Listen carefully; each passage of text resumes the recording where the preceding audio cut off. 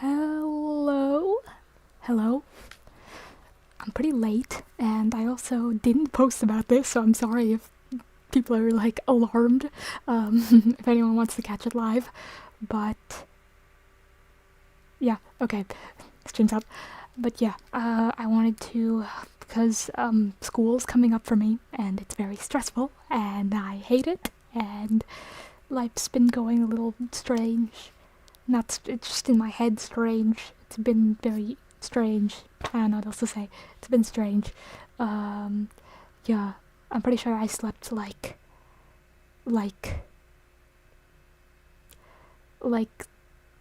14 hours last night for some reason, and I don't know why. I was very tired because I only slept like 5 hours the night before, but then I slept. I didn't sleep during the day or take a nap, so then I slept at 10 p.m. that night, and I had multiple dreams where a couple times I woke up, but I didn't like wake up, because like in those times I didn't wake up and do anything. I just fell back asleep. So I slept at 10 and woke up at 12, and I don't know how that happened. That's like never happened. I don't know. Well, no, it was very strange. But aside from that, I've been having a weird time mentally. I need to talk to my therapist. But also I'm moving in soon, which sucks. It's really bad. Oh god, it's so awful thinking about life. But instead of thinking about life, I'm going to watch the next episode of the Magnus Archives. I'm gonna write in my notes. Mag 122 Zombie on a fresh page.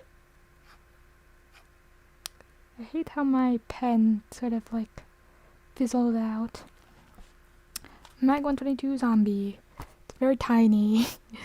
Oh, it's mirrored too. The focus is not it.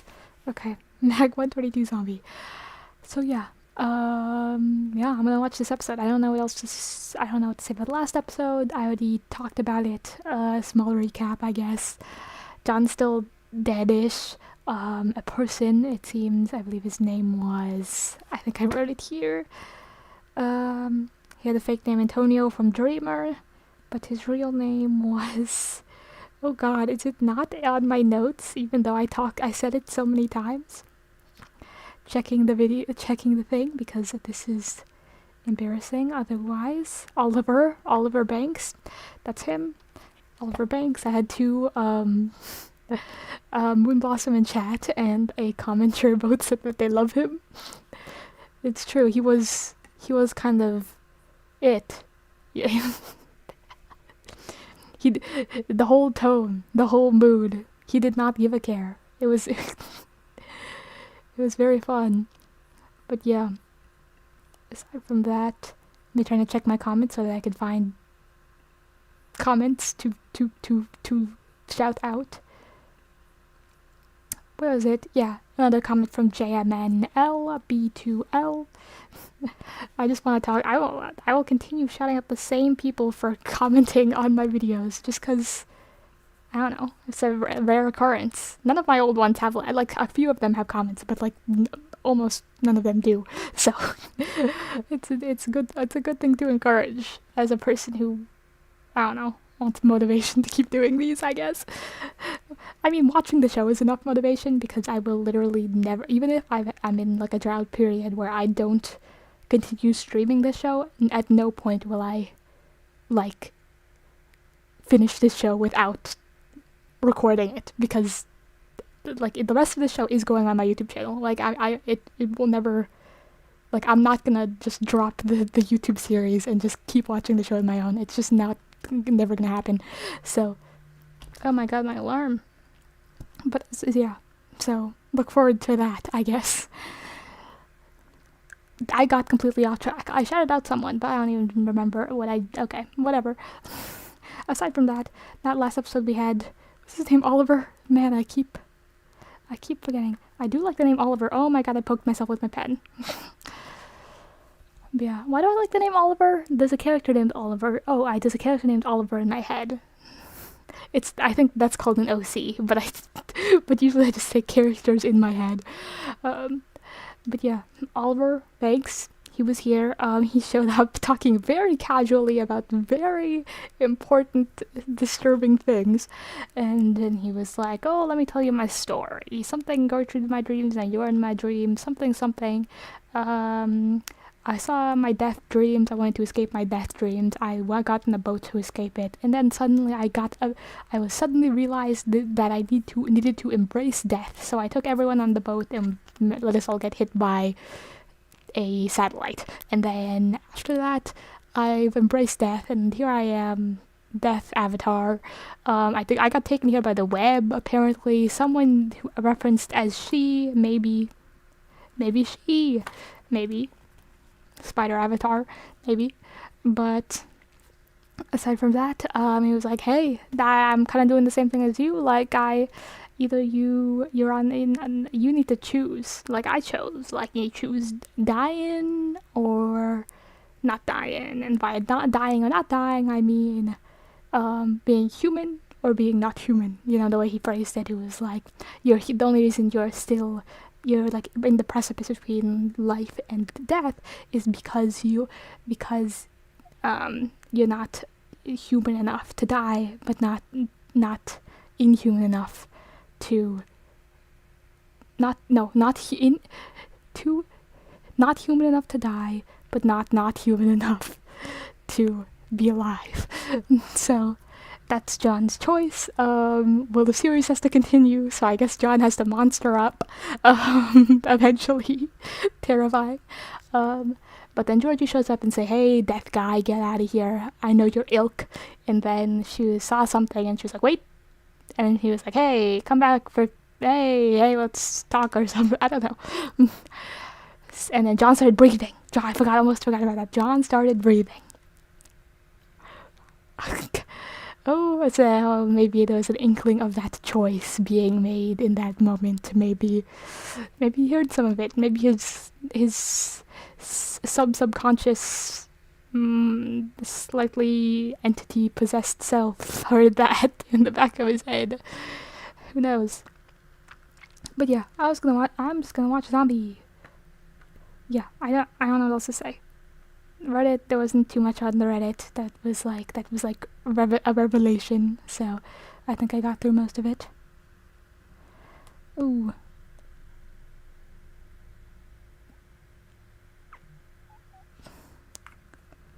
I got a text message. Oh, what? Oh, wait. This is kind of important. This is kind of important, and I kind of need to figure out. I got a very important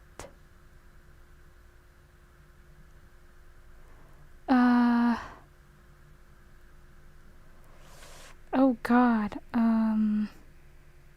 I have an important appointment that got cancelled on me, and the appointment was tomorrow. Oh god, oh god, that's really bad, because I'm going to my college's city next Sunday. Oh my god, that's really bad. Oh, that's really bad. Oh wait, that's really bad. This is happening to me live on stream. That's really interesting. Okay. Well, I don't want to stop stream or anything since I'm already revved up to go. But also,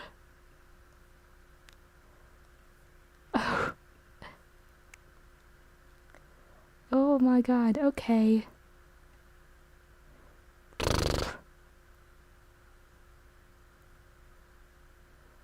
Oh my god, that's really bad. Oh no, okay.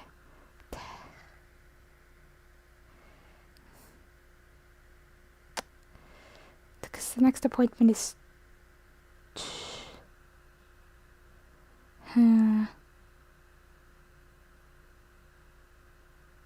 Okay, I need to... I do need to work this out.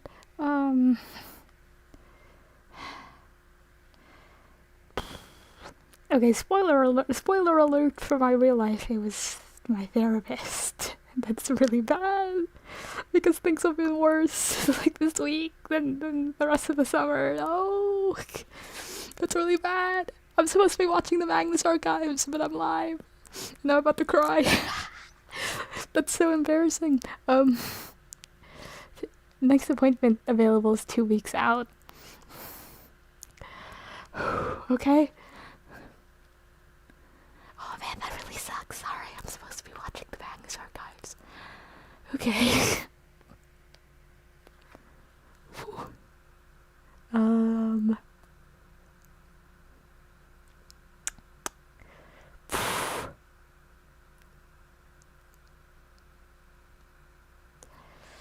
Okay, I have to do this, but that's really embarrassing.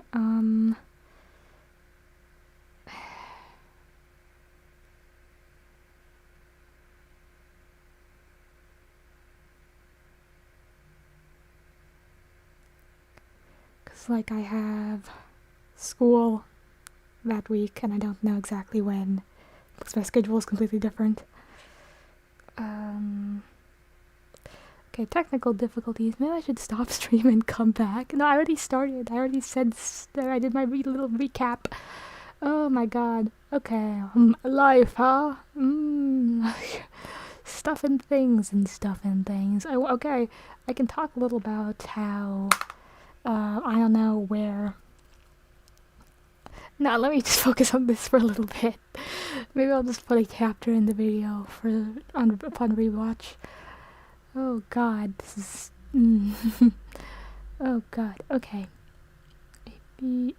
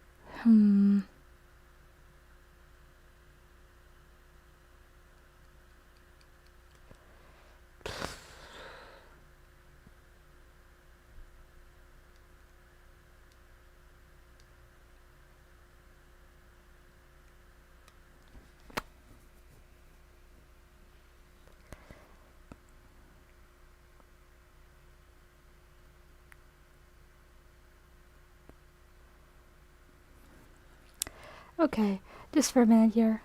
This isn't very good stream material. I need to send a message to my therapist on stream. Very epic streaming material. Okay,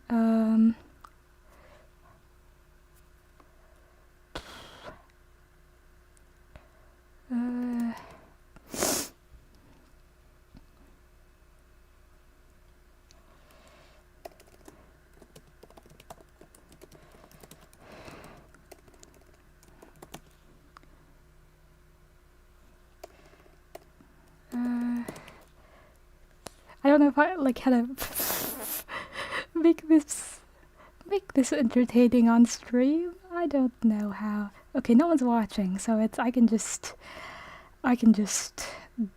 do what I gotta do.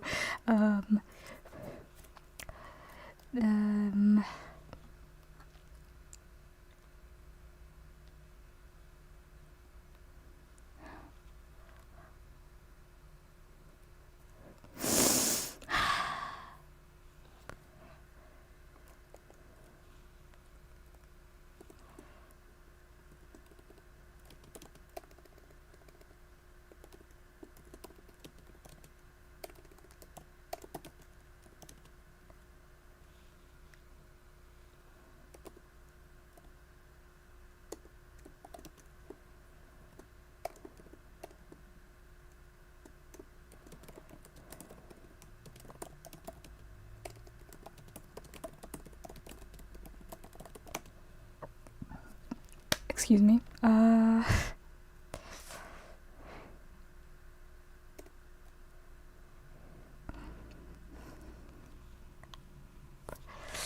This isn't like a message that should be working out on stream. It's like, okay, I'll reschedule. In the meantime. Okay. I could use the YouTube editing feature, something I've never used before in my life. Because even in previous moments where like I've been interrupted or like my sisters have walked in or something and I have to talk to them or I have to go downstairs or something, like even in these streams I just haven't edited them out and they're just still in the live stream VODs like after. So maybe I can make use of that, or maybe not. This is bonding. YouTuber audience bonding. Cancelled on by my therapist.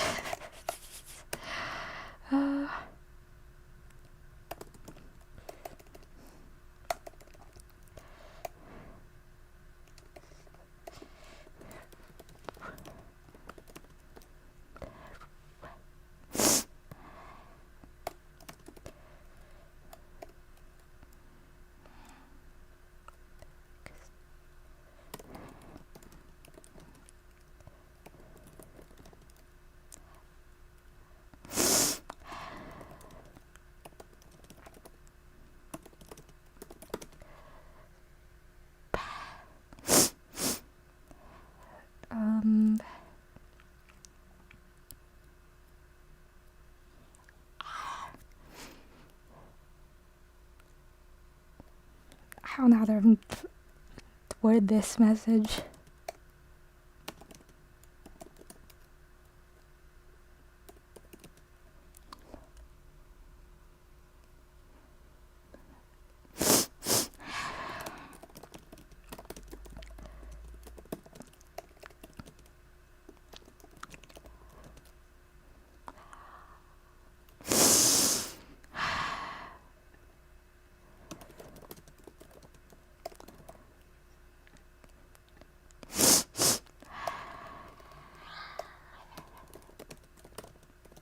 I don't have tissues either.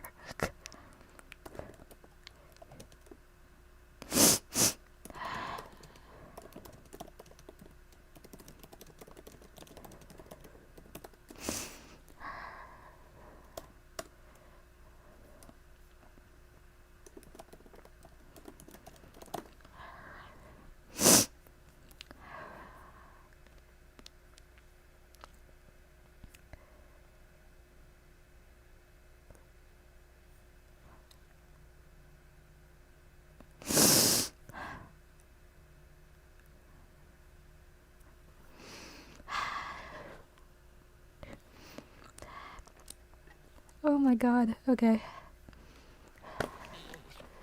Oh, that's really stupid, because, oh my god, that's really funny. It's like ironic comedy. Oh my god, okay.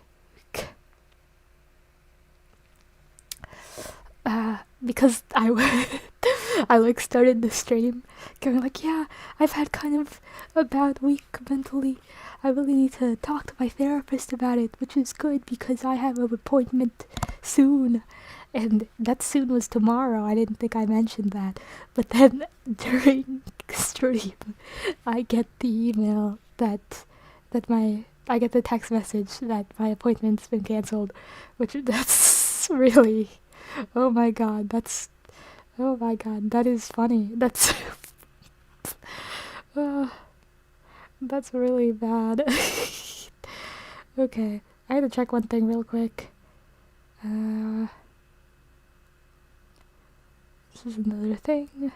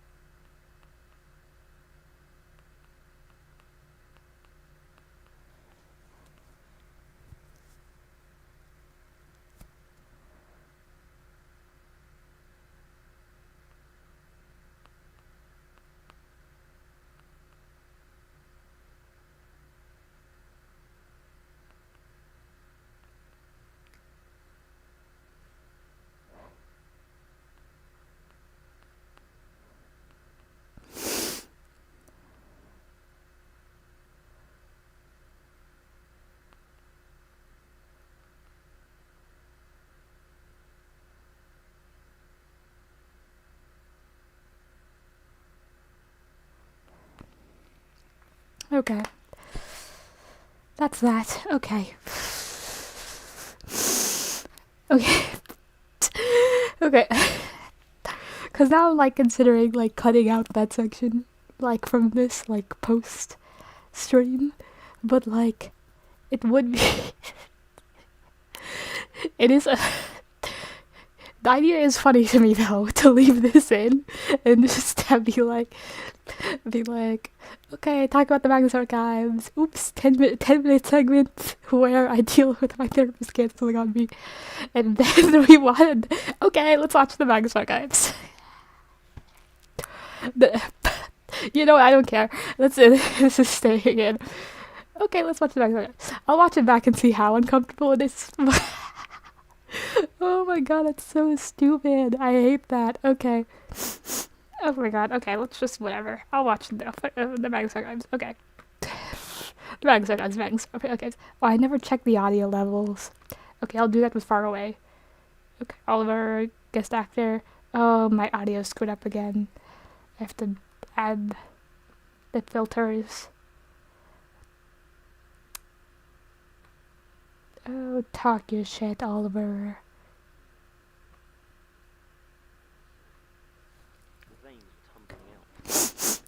Okay. Let's add some filters. Oops, I killed that. I didn't kill that. I keep blaming him for murder. He only watched, okay? He only used it to his advantage, okay? Though I don't doubt he's murdered people in the present day. Okay. I need to higher the volume much higher. The casual tone of voice. Okay. Let's see. That seems fine. Okay. That seems good. Oh, let me actually hear the actual audio. So, I took his ID and his keys. Then I touched my very first corpse as I loaded what was left of him and his motorcycle into my van. Okay, I have to turn off. Well-hidden spot near Epping Forest. Okay. It seems maybe a little quiet, but I feel bad about like putting these episodes here in full, so like maybe it can be a little quiet this episode. I am very okay.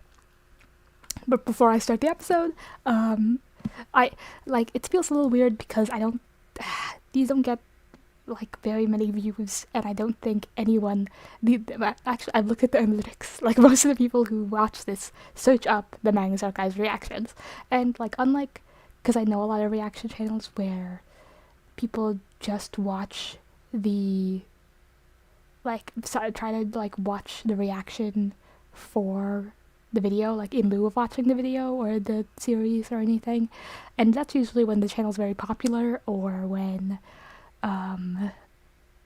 or like just when it's like a sort of like show that you I don't know. Usually it happens with cartoons sometimes when the episodes are short and people watch them in full without editing. But like the Magnus Archives fan base, like you don't like seek out Magnus Archives reactions if you're not a Magnus Archives fan, I don't think, because it's such a niche fandom in the sense like the hype around it isn't like, oh, that sounds interesting, let me search up a reaction of it to see. Like no one watches these. but aside from that, I do feel guilty about putting this in this video in my this content, even if I'm not. I like my intention was never to be like so YouTubery about it, but like I do have like the motivation that's continuing to build to make it like good content that I'm making. But aside from that, I just want to say, like, if you're watching this and you haven't watched the episodes, please go watch the episodes. You can watch either it's in the description. You can watch it on Spotify. You can watch it on the Rusty Quill website. You can watch it on the Rusty Quill YouTube channel. It's literally just free here on YouTube. It's literally insane. Like, and it's very, you know, if you don't hear my annoying voice and pausing all the time, please, because I'm gonna pause a lot. I'm gonna talk a lot. It's not gonna be a good experience as for our first time watch, as you know. As you're aware, anyone who's watching this. So yeah, if anyone's watching this without watching the series, which I find unlikely, because It's not the type of not the type of fandom or show for that, or viewer base. But aside from that, please go watch the actual show and support the creators on Rusty Quill. I wish I could give them money. I wanted to, but my I didn't have a credit card at the time. But yeah, please support Rusty Quill and the Magnus Archives everywhere. Give it your watch time. Go on the website. Watch watch the Magnus Archives. But yeah, aside from that, I'm going to watch the next episode. Zombie. Oh, what was I going to say about this episode? I was going to say, I don't know. I still don't know what's going to happen because last episode was sort of isolated on Jonathan Sims, who is in a coma-ish state. But this episode, since we're returning to a normal statement from the past, it's probably from the archives. And so we're probably going to be returning back to John, which I thought, not John, Martin, Jesus, Martin, which I thought was what was going to happen in the premiere last time, but didn't. So we're probably going to be returning to Martin or another archive member now. Ooh, the archives, I want to see what's going on. But yeah, let's move on, let's get on to Zombie. Hey true crime fans, tired of ads interrupting your gripping investigations? Good news. With Amazon Music, you have access to the largest catalog of Okay, ads. Oh, I feel bad. I skipped too far. Diana Restrepo. Oh no. Stuart Finlay. We're not supposed to be out here, which is exactly why we are. The off-road ready Mazda Oh, CX-50. okay. Ads. Looking for outsiders. Hi everyone. Oh, my battery's running low. I'd just like to take a moment to thank some of our patrons. Ooh, I should charge that. Jess Osterhout, Opaline Ilaria, Hi. Nick Dunn, Callum Ayres, Diana Restrepo, Stuart Finlay, Omber Marshall, Danielle Carter, Dave Riley, Josh Wine. How do I? Thank you all. We really appreciate your support. If you'd like to join them, go to www.patreon.com/RustyQuill and take a look at our rewards. Okay, it reaches.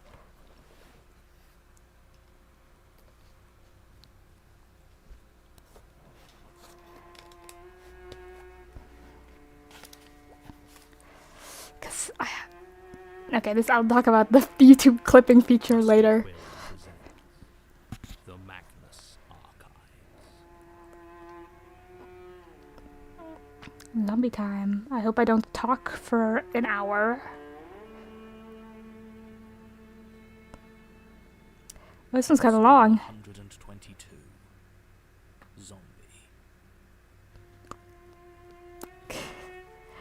Oh. Okay. Oh my god, I tried to copy the note and it was awful. It didn't even come out of my throat. Well,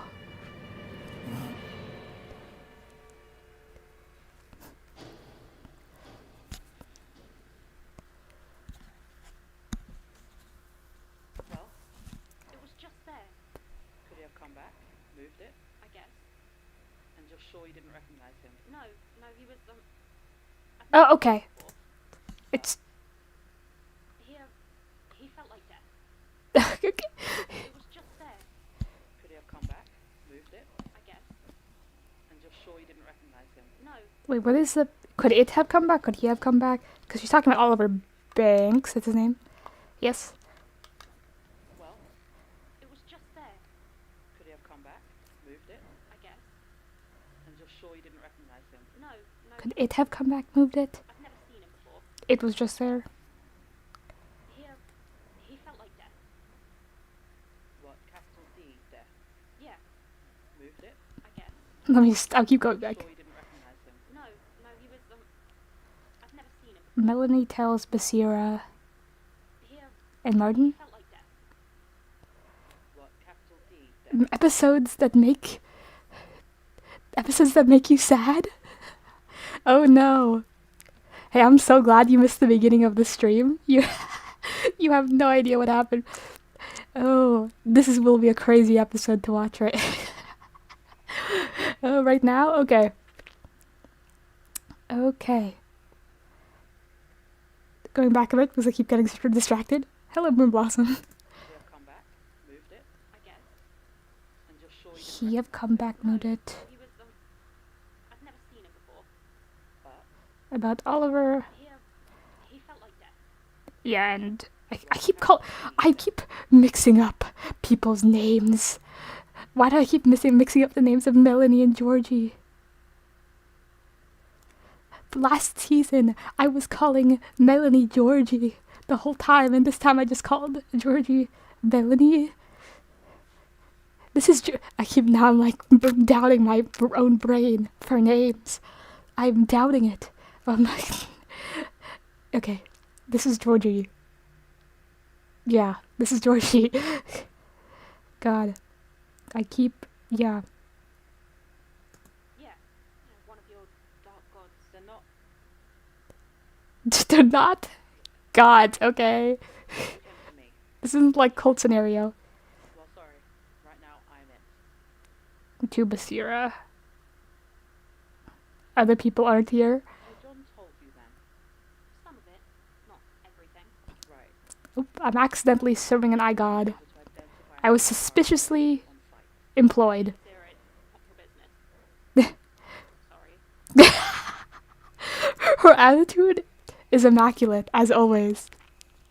There's always that like slight attitude of like she's not trying to be mean or anything, but it's also that there's just attitude of like sorry, I don't care. not my like no. Just not to say no, sorry. It's yeah. Is it that just that fearlessness or just like general personality trait?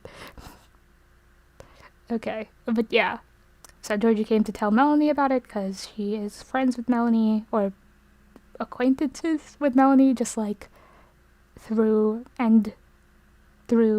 yeah, because Melanie was friends with John, not friends. They were acquaintances through Georgie.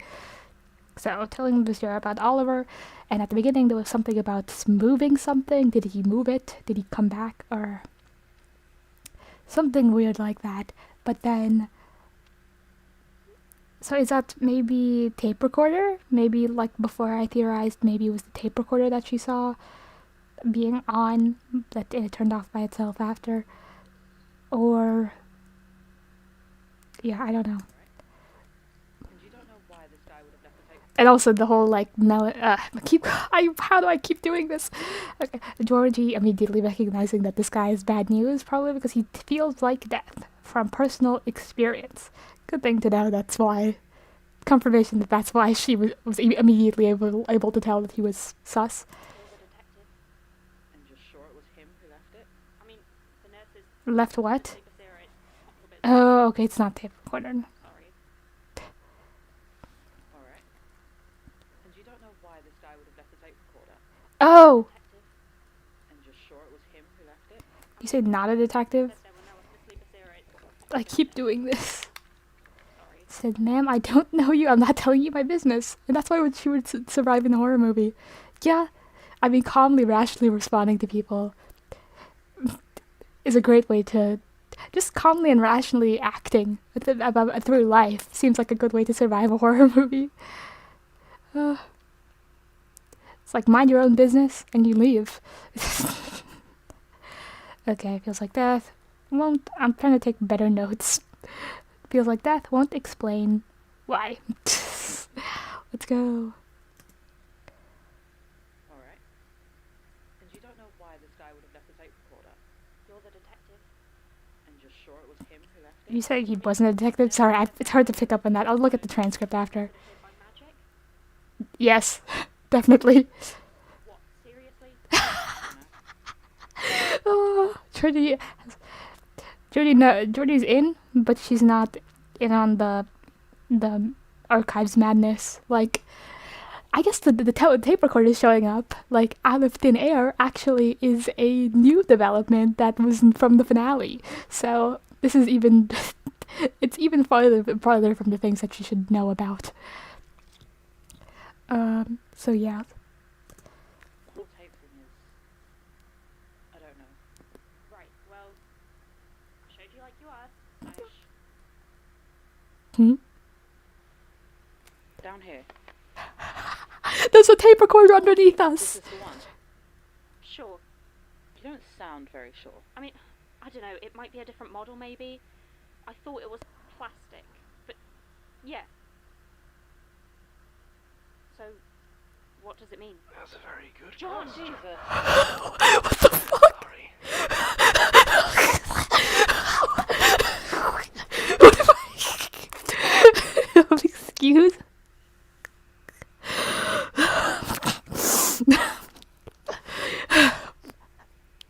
I want to watch my own reaction. I'm a few seconds behind.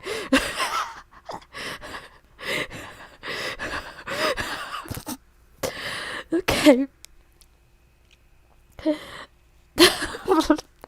I keep thinking John's not gonna come back so soon, cause he was in a grave, dangerous, deathly situation last season. He can't come back until a little later, and I'm like, nope, speedrun, we're going, we're going. I mean, he was breathing last episode, but I thought we'd have one breather episode between it, trying to catch up with the guys at the Institute, instead of the back. Oh my god. Back from the dead. I don't... We saw him coming back to life last episode, but I thought it'd be more of a process and there'd be like some time in between. Nope. Where is he? Where is he coming from? Like, I pictured a room, empty room, two of us, and a table. Two of us sitting at a table, talking to each other. Where is Jonathan Sims? Where did he come from? Where is he in the room? Is Jonathan Sims in the room right now? Okay.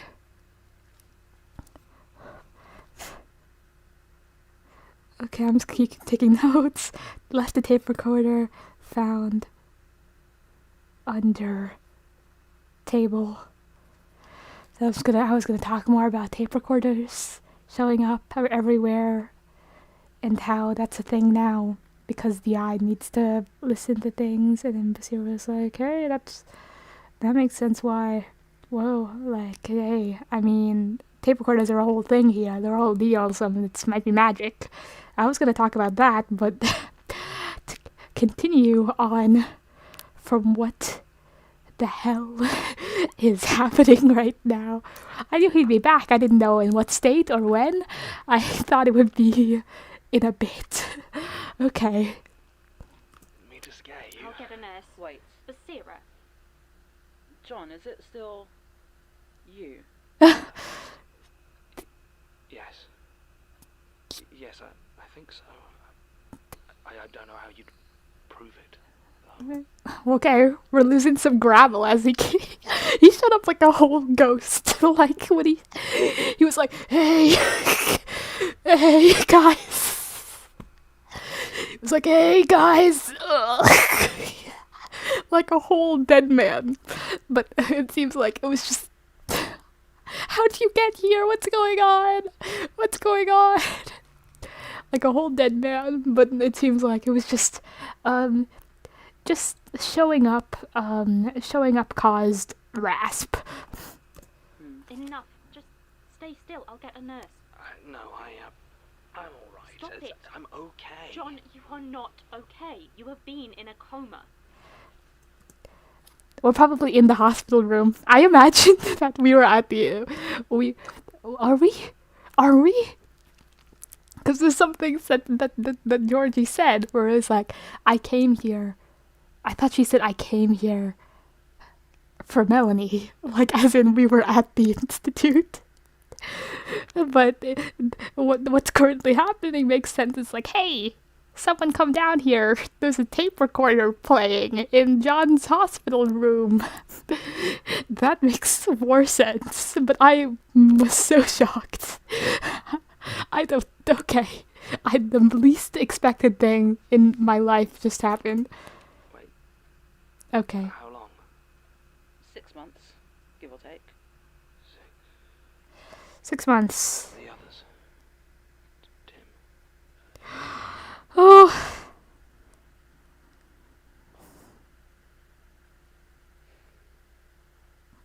Daisy too. Daisy's not gone. Okay? I know Daisy's not gone. She's in the ground. Oh, Basira saying yeah. John, It's all right. just stay still, please. How are you feeling? Okay, now I'm here. Now I'm hearing slight crowd noise, like we're at the hospital. I had the weirdest experience of my life. Going like, what is happening? Where are we? Nothing I expected just happened. Okay, we're in the hospital. I should have told by the clock. I think this is the general hospital noise. Oh my god, I had the shock of my life. I did not know what was going on. I think I'm alright. Okay, congrats. John's spooky magical business brings him back to life, just like I expected. Just like I expected.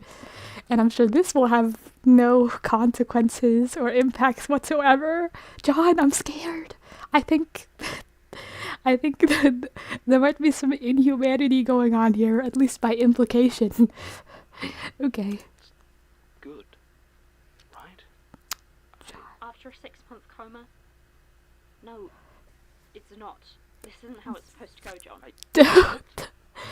John! I was brain damaged? Dead? John, Oh, high-pitched concerned voice Jonathan Sims. My favorite. Oh. It's just the extra scrunkly side to him. Okay, aside from that, Georgie knows what's up. She can sense some supernatural fuckery when she encounters it. It's like, this is not normal. Something's going on here. Okay. Do people feel bad after they wake up from comas? Is that something that happens? Well, I know John here isn't just waking up from a coma. He's waking up from being dead, basically. But, like, how much of that do we know right now? could you give us a minute? There's some things we should probably... Fine. John, Oh, if this really is a second chance, please try to take it. But I don't think that it is. oh, she senses something's bad here. Apparently she doesn't... Okay, Georgie doesn't think that it's a second chance. Or at least, not really a chance, maybe a... something. I don't know if it's a chance for you or a chance for something else. And I guess doesn't want to be involved with it. Like, she knows something wrong is going on here, just from her experiences with things that are wrong, and doesn't want to be involved. Which is valid, but also sad. Really, really sad. Okay. Oops, I forgot I need to turn my alarms off for tomorrow morning. Okay. Aside from that, let's continue with this.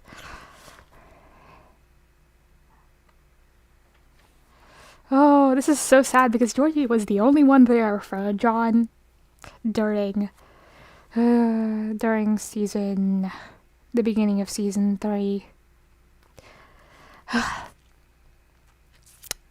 And she was so supportive too of all the wacky stuff. Well, she did call John out for being stupid, but she really cared, and so this is really sad that, like, something's going on here that's bad.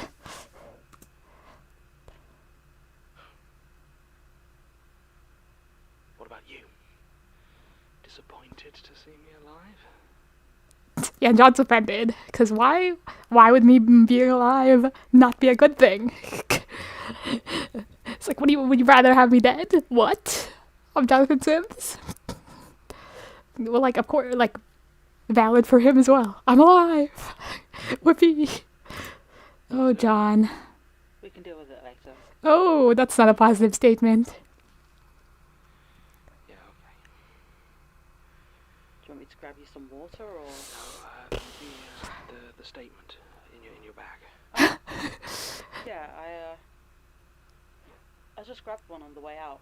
I thought maybe you'd need it. You were right. I think it would do me some good. Oh, Do you God. have the table?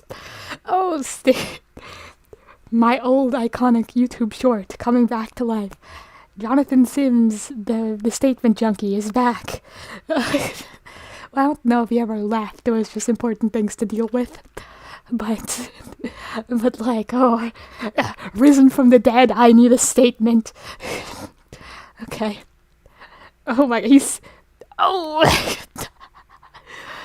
in my head, I registered that he sensed that the statement was in the bag, but now I'm really registering that he sensed that the statement was in the bag. He just knew. Oh god. What was Basira's plan if John, like, John was still in a coma? Have they been, like, reading statements to John, like, in his coma? Like, will this jumpstart you? Aye, bud. Like, they just bring him along for him? Is that what's been going on? How did you know I brought one? Right. Let's not. I'm getting better and better. Did I miss something? I feel like I missed. Good. Do you have a tape? Oh. There's one right here that How just did you know I appeared. brought one? Okay, they were talking about the tape recorder. Right. Thank you, Zara. Sierra's like, oh. She's side-eyeing him, but she's not leaving. Well, I guess of all the people in the Institute, she got involved because of John. Well, she got involved because of a murder, but then he, they, I don't know, they had, like, a mutual sort of, relationship in the sense that they were acquaintances more than anyone else in the Institute, because she was the one communicating directly with John during the time that he was kind of a suspect for, like, Gertrude's murder. So, and that's what led to all this eventually. But yeah, both Georgie and Basira are not giving him good reactions right now. Oh, it's good that she's trying to help. It seems like she cares. She cared enough to bring a statement to see if it would help him. It's crazy how everyone knows that John needs statements. That's really fun. Concerning. Statement of. When it wakes up from the dead, he's like, statement of. This is my life now. And by my life, I mean Jonathan Sims' life. Oh my god. Okay. From the dead. Jonathan Sims woke up from the dead. Like 3 minutes ago. 3 minutes ago, Jonathan Sims rose from the dead, and right now, 3 minutes later, he's reading a statement. King, this is not good. This is not good. Okay. Like, nonplussed. Like, he literally just, I'm still not getting over this. He sat up, and he was, okay. I feel fine. Statement. Okay. I still can't get, because he's just doing it. He's just doing it. No discuss. He's just doing it. Morel St. John regarding zombies. That's John. John right now, rising from the dead. Recording by Jonathan Sims, the archivist. Statement begins. Whatever happened to head archivist of the Magnus Institute? I don't wanna. Okay. I need to shorten the title because my throat's bad right now. Not because that title has very interesting connotations among the entity supernatural community. I don't wanna. Like, I'm not the only one who felt something when he said the archivist, right? The archivist? Like, the only time I've heard people call you the archivist are when they're trying to kill you. I've only heard spooky, evil people call you the archivist. I'm scared, Jonathan Sims. It's just because your throat hurts, guys. It's just because your throat hurts. I'm scared. Oh my god. No, I'm still not over that. John? Like, he's called that by every supernatural person who like comes up to him and he's like, "Hey, John, you're the archivist." And John's like, why are you calling me the archivist? like it's some title, like it's important. It's just my job. But now I don't want to hear the archivist coming out of Jonathan Sim's mouth. He's probably called himself that before. I'm probably overreacting. I'm overreacting. Moon Blossom? Everything's fine and normal. It's so normal and regular. No, you're not I actually, I actually thought I may have been delusional with you hearing the archivist going, that's a little, but these fine and normal and regular comments in the chat are not dissuading me that I'm just crazy. I'm gonna write the archivist. Oh no.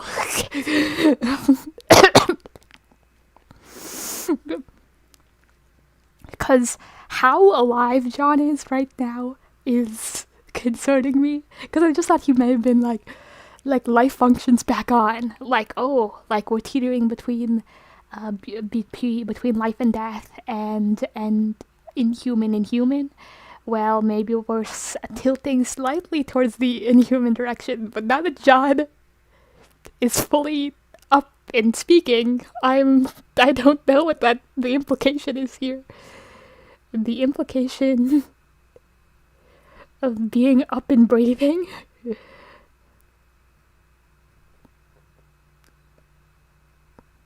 implication of being up and talking. I don't know about that. I'm scared. I'm sorry that I'm overreacting to your newly given life, John. Like, but I'm concerned. Okay. Especially with what I believe Oliver said last episode about why he's not alive and why he's not dead. I'm concerned. People always used to tell me I was solipsistic. They said that I never really engaged with other people, never acted like they really existed or mattered, at least not in the same way that I did. I suppose in many ways, what does the word solipsistic mean? The writers. Oh, Jonathan Sims. Never really engaged with other people. Lonely vibes. Acted like they really existed Not or mattered, engaged at least not in the same way with that I did. others. And I suppose in many ways they were right. It's hard to explain without A statement starting like this is so lonely coded. Like, they always start with like, I never really got why people were so scared of slaughterhouses, or I never really got why people were so scared of caving underground. I love it. And then they go into the statement that confirms, and you fear in them. stupid. Obviously other people are real. Obviously the way a building is real or my watch is real. They exist. If people weren't real, I'm sure I would find them much less of a chore. So no, I don't not believe in other people. I just find it very difficult to feel for others. I can't. Oh, lack of empathy. Them, and they've always seemed. There's no tactful way to say it. They've always just seemed a little bit pointless. I know what my pain feels like, and I know what my joy feels like. So why you don't know why you can't associate it with other people the same way you do it for yourself? Well, that's it, isn't it? You don't feel anything? I don't really feel anything. Lack of empathy. Their emotions and suffering feel as distant to me as a character on a movie screen. More distant, really. In many ways, I find those crude caricatures that wander through ridiculous plot after ridiculous plot more relatable than the people watching next to me. Oh, don't tell. Okay. A little too close to home here. Because personally, there's like, I especially when I was, well, I don't know, younger, I had this comparison, right? So it kind of felt like, this person's probably a more extreme version of this, where it was hard to understand or relate to other people, but it was very easy for me to relate to fictional characters, like on screen, because I felt like I knew them better than other people they were much easier to understand than other people. Like I guess with how directly they were constructed and how, you know, intentionally they were constructed and their actions were constructed. So it's very easy to feel their emotions because of just the intentional construction of them and how they feel and how they act and all of these things. So it's like I don't need to hear this call out post right now about like associating more with fictional people than real people. But let's continue. That said, Danielle did tell me once that films tend to depict characters like that, so it's easier to project yourself onto them. Yeah, I guess, because also characters are you, Quite as as told by, I guess, me when referring to characters. Just suddenly switching to the first person like I am them. it's all that. I like animals, too. They don't pretend to be important. So, Okay, autism vibes. understand anything, I would hope that you could understand why the philosophical concept of zombies might worm its way into my mind. Danielle studies philosophy. Well, she studied philosophy. And she Okay, was one of the Danielle. people who loved to talk to others about it, try to explain it as a way of internalizing the information. So, come exam season, studies I can go back a little bit. well, she Danielle, studied philosophy. and Oh, she's was dead. one of those people who loved to talk to others about it, try to explain it as a way of internalizing the information. So, come exam season, her favorite revision method was to try and Excuse explain me? a year's worth of dusty old white men. Oh, that's philosophy is so many dusty old white men. But oh, another use of the word revision to mean studying, as a British turn of phrase. I had to learn that because of Harry Potter. I was like, what the hell? I was like 14. I was like, what the hell is revision? Okay, but yeah. Response to me. She said it really helped, and well, sometimes I didn't have anything better to do. It never stuck, of course. It's all kind of rubbish, really. People trying to think the universe into making sense, coming up with all sorts of nonsense and trying to claim that because they can imagine it, it must be true. I'm grossly oversimplifying, of course, but I don't care. Just let me go back a minute. People trying to think the universe into making sense, coming up with all sorts of nonsense and trying to claim that because they can imagine it, it must be true. I'm grossly oversimplifying. I do like philosophy though. I don't care. I don't think Danielle did very well in her exams. I remember the night she told me about zombies. It was dark outside and must have been late. It was high summer and the days were long and sweltering. Our building really kept the heat and had very few opening windows, so even in the evening... Oh, I never explained the autism comment. I just let it be like everyone knows like everything about autism. I do know that well, a lot of this felt, well, most of it, mostly the animal comment about associating more with animals than people because they're simpler. I've heard definitely lack of empathy. I don't know if this guy's gonna take it further than just like normal human behavior because I don't know.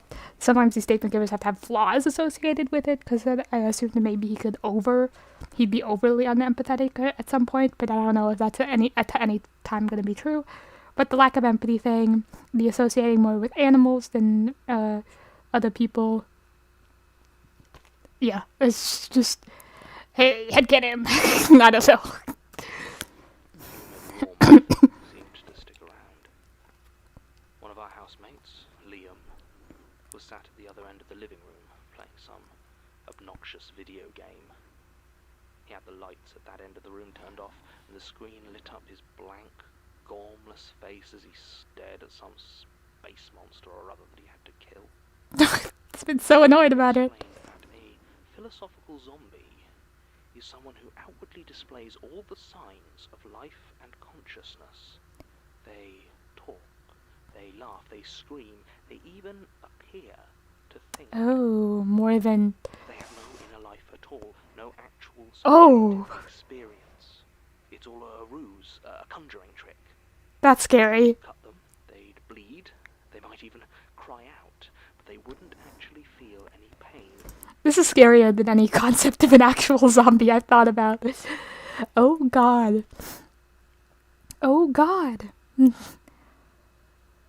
Oh my god. Okay.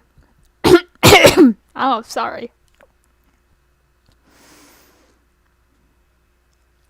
Because when I think about zombies, I think of, oh, brainless person. But more than that, that idea of a person that's just an empty shell outwardly reacting with nothing going on inside, that's much scarier. Thanks, Jonathan Sims and co, for thinking up this terrifying, existentially terrifying concept. Thanks, philosophy student. Man, this is definitely more to me because I like philosophy. Oh god. Never heard of this before. That's a lot. It's always the existentially terrifying stuff that's actually more terrifying than just, like, brains. They can't actually feel anything. It's all just an act. I said to Danielle, like Liam. Oh, And she laughed at my what she bad. assumed was a funny joke, and tried to explain it again, told me they weren't real, that it was all a thought experiment, and the fact that you Thought experiments are scary. imagined them was supposed to counter some other philosopher who sounded equally meaningless. Well, in this world, if you can imagine it and be scared of it, it probably exists. I'm like Liam Housemate, just negative opinion. In tone. Hello? Sister texting me?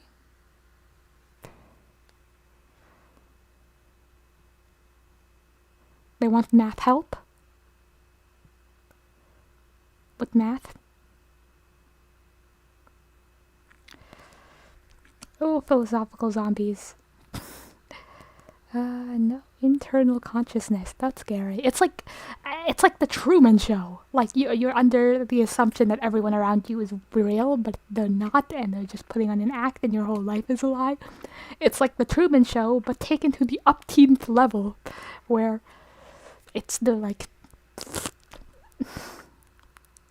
It's like everything around you... Because, like, a person's world is basically, like, the people around them. That's how they conceptualize the world. At least society is the world, in that sense. But, like, the idea that there's a person that in a singular moment you could be talking to that is your world in that moment. And it's all just a facade up front. That could be... That's, like, Truman Show-esque. But, like, to the scariest degree. Just thinking about nothing behind those eyes, but you can't even tell that there's nothing behind those eyes.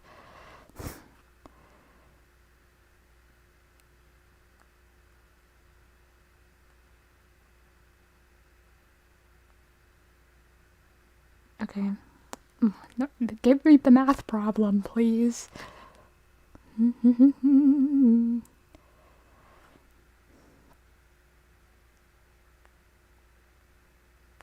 Please text me the thing, not just to vaguely explain it. Okay. Aside from, I don't know if I should hit play before she sends me this math.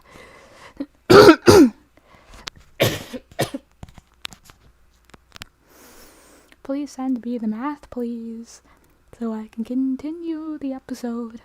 Something.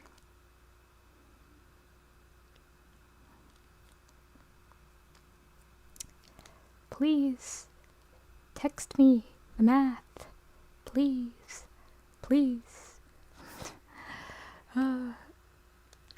Man. I'm sitting here waiting. Oh my god. 18, 20, 24. Oh my god. Okay. I'm doing math problems right now, I guess. Okay. Graph each function as a translation of its parent function, f. How did the transformation affect the domain and range? I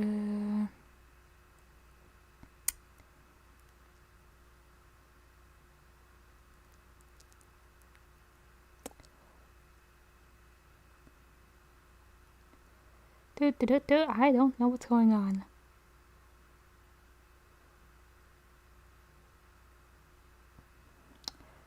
What the heck is this? I'm randomly doing math in the middle of this episode.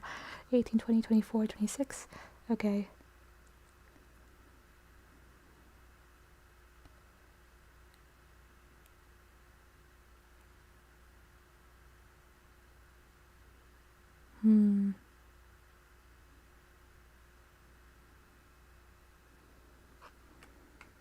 What's the parent function? What's the parent function? This is very riveting Magnus Archives reaction content.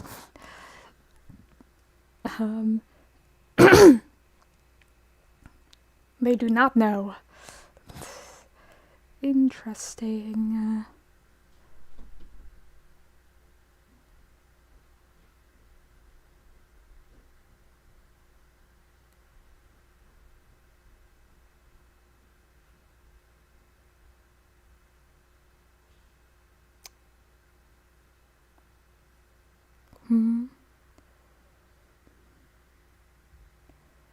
What the heck is going on here?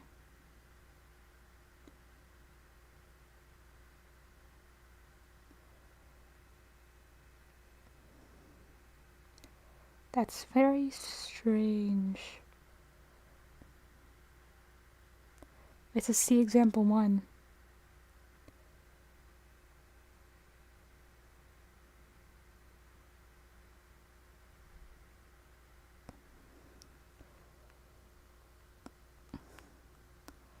Oh God.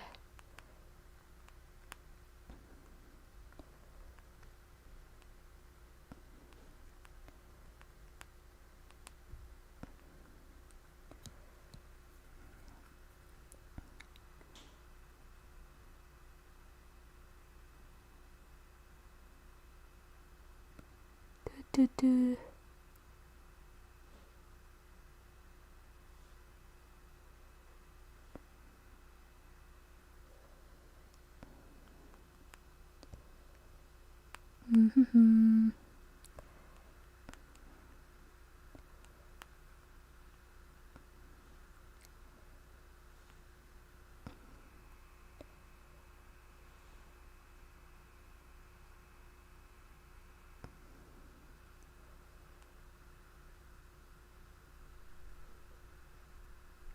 Okay.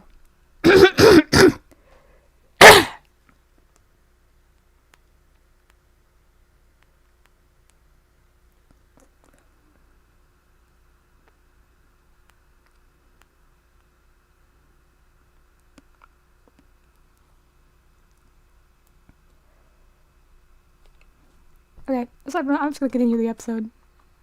It's just, I don't care. But like I said, I don't think she got a very good grade, and looking at Liam, Let's go back a little bit. was supposed to counter some other philosopher who sounded equally meaningless. This guy does not like philosophy either. I don't think she got a very good grade, and looking at Liam, blankly staring into that glowing square on the wall, I knew that she was wrong. They were real. His eyes were so dark and dull. Empty windows to a soul that... I guess we can tell from looking in their eyes that there's nothing behind them.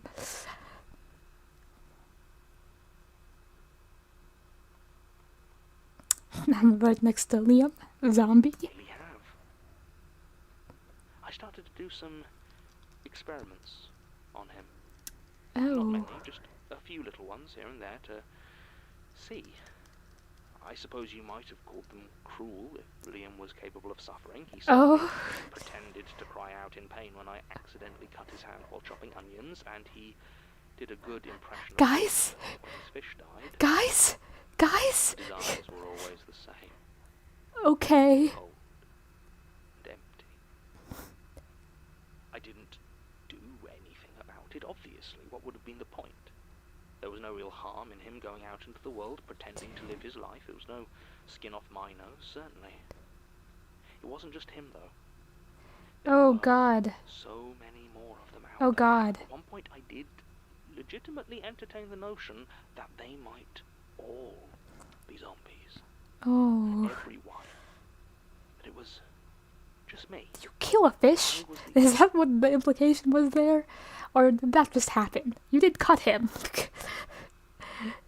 Oh my God. I knew at some point, like this, the main character of a statement has to have some giant thing about them that takes their thing to the extreme.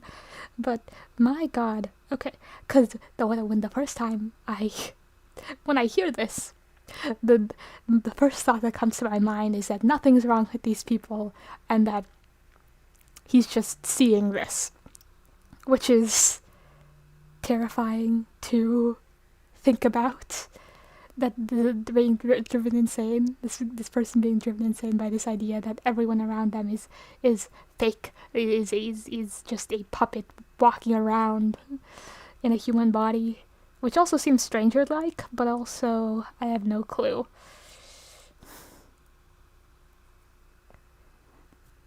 only real person that existed.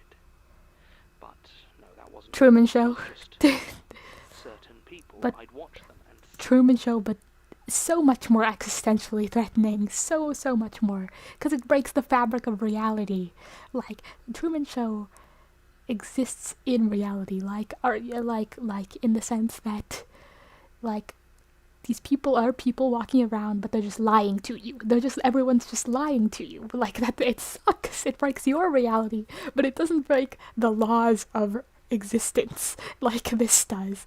It's to be Truman showed not by evil people, but to be Truman showed by the concept of existence. Like God is against you, which is terrifying. But also, my first instinct upon hearing this is that he's just seeing this, and these people. Well, at first, Liam has been hurt by him. What? I told what? I told her to. What? I told her to look at example 1 and 3, and then she never responded. I read her thing. I go over there and talk to her. Yeah, she said you're streaming, so get over. Well, kinda. I mean, I told her to text me, and I stopped to read it for like 5 minutes, and I read it, and I tried to understand it, and I said to look at the examples that it says. Why did you go over there? Because I'm doing something. What?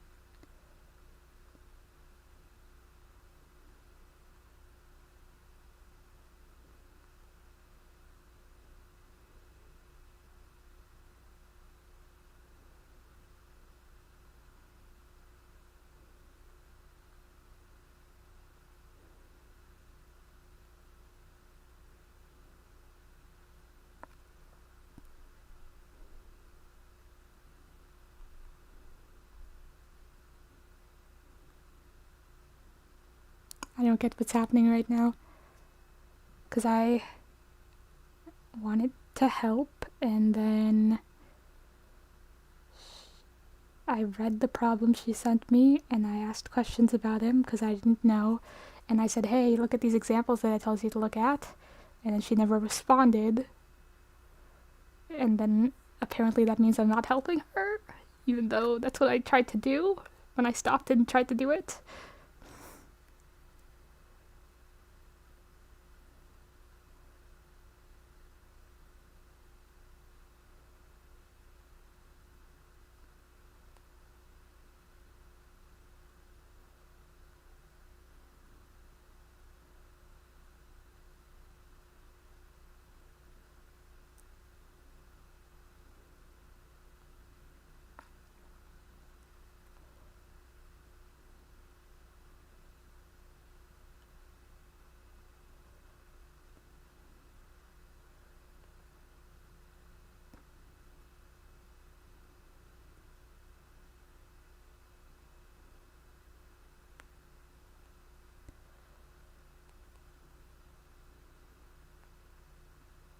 I don't know what's going on.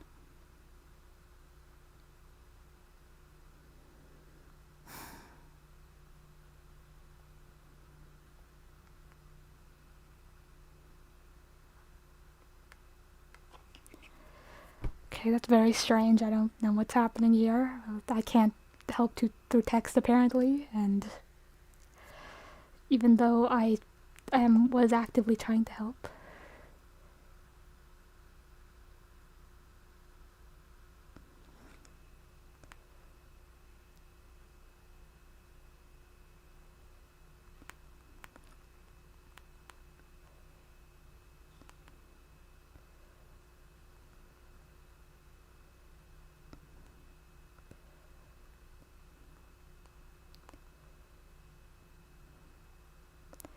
Okay, my little sister isn't mad at me. It's my older sister coming in and yelling at me because she doesn't want to be inconvenienced for some reason.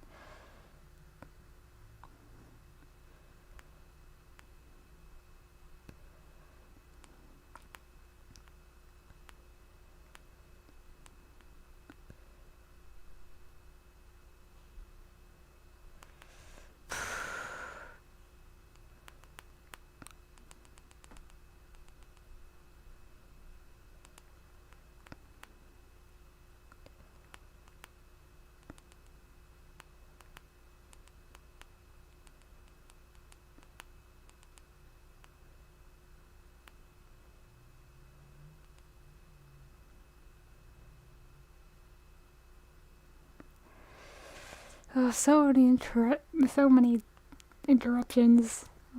Sorry about this. It's just weird that, like, I can't, like, actively do something, and, like, even when I try to put time aside to... It's very strange, where I'm, like, actively busy with something, currently. Like, I'm actively doing something, like, and I put aside time to try to help, like during it, like, someone can still come in my room mad at me, like, for not immediately dropping the thing that I'm doing. Like, even when I did immediately drop the thing that I was doing to help, it doesn't matter, like, because apparently I shouldn't have free time or the ability to engage in my interests at all.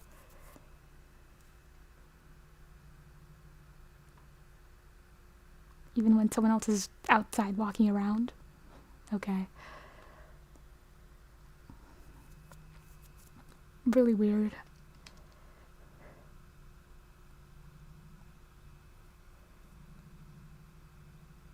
Okay, I don't know. Sorry, let's just continue.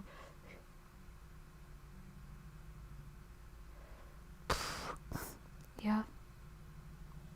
I don't know, sorry you had to witness all this. No, I feel like I'm overstepping for, like, venting about it. And also I need to cut out my little sister's name in the edit to post this. Oh my god. Yeah, my sister's not mad. Okay. It's just my older sister's mad for some reason. Oh god. But yeah. I'm sorry you had to hear it, and, like, I'm sorry for venting about it in the moment. Like, now I'm actually considering cutting stuff out of this. Okay. It's just weird that it happened. Like, I don't know what else I could have done. I could have, like, I don't know. Yeah, okay. Okay, I don't know. No, it's, yeah, but it's like, you're here for the Magnus Archives. Yeah. It's whatever. It's like, oh, I need to get emotionally level before I continue watching the Magnus Archives. Oh, this combined with, like, this what happened at the start of the stream is kind of crazy. It's a little much. Oh god, okay. The Magnus Archives. Jonathan Sims.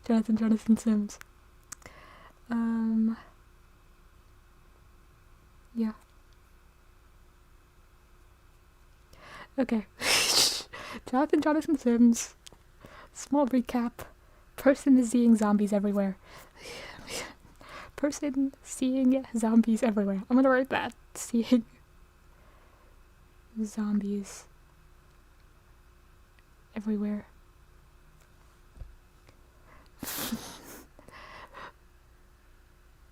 I mean, I'm not getting another message, so I guess I'll just continue, I guess. Their reactions, the emotions they didn't quite get right, and I knew they were a facade. Real person that existed. But, no, that wasn't right. It was just certain people. I'd watch them and see their reactions, the emotions they didn't quite get right, and I knew they were a facade. It became like a game to me, watching out for them. This reminds me, oh my god, I need to level emotionally. But this reminds me of I'm just scared like someone's listening or is gonna come in. But but aside from that, this reminds me of the early Trevor vampire episodes, because during those episodes I was definitely, I think, no, he only had one. Did he only have one episode or did he have two? At least during the first one, I was genuinely worried that like he was seeing these people as vampires and they definitely weren't vampires, and that he was just killing people. But there was stuff going on there, like they're actually like them sitting down in the police room and then not speaking at all and being responded back to or something like that.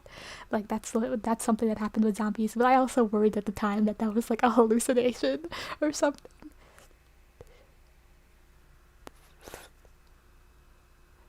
Or something like induced by something else. So I was very worried about that at the time, but it was later confirmed that vampires are real by multiple sources, and also him and Julia existing still. So that's good. But this time I have no such confirmation, which is worrying. So let's continue on, I guess.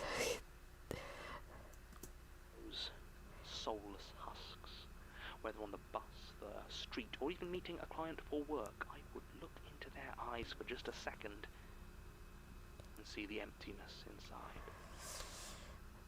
Well, we know all. To make it a game, at least. Well, we know all statements are real, so maybe these are real fake people, you know. But I'm worried that the realness of the statement doesn't come from the fact that this person is seeing actually fake people, but that this person is being affected by an entity and is being made to see people as fake people. Because how he described Liam, like he definitely cried out in pain when he was cut by me, but that was fake. Or that he was definitely like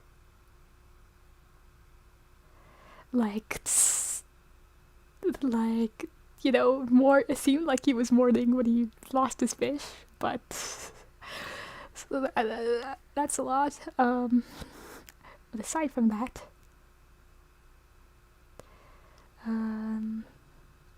yeah. Ugh, I had to get my head back in the game. Let's just continue. Truth was, they scared me very deeply. What were they? How did it happen? Were they born hollow, or did something scoop them out and leave them like that? FNAF? Okay. The question that kept me up, staring The scooping into room? the darkness late at night, why did it seem like I was the only one able to see them?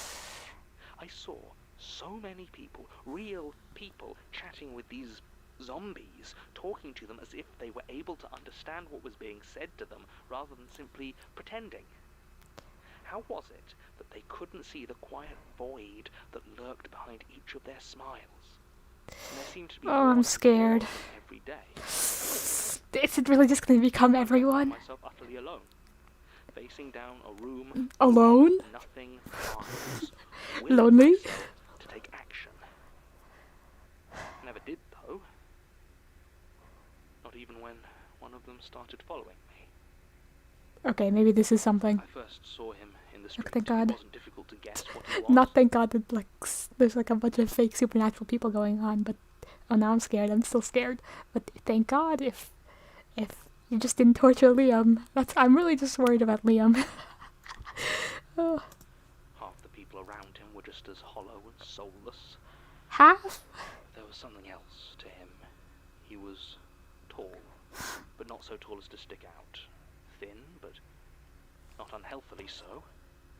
He wore a blue t-shirt despite the falling temperature, and his short, dark hair and pale skin surrounded a smile so fake it practically glowed.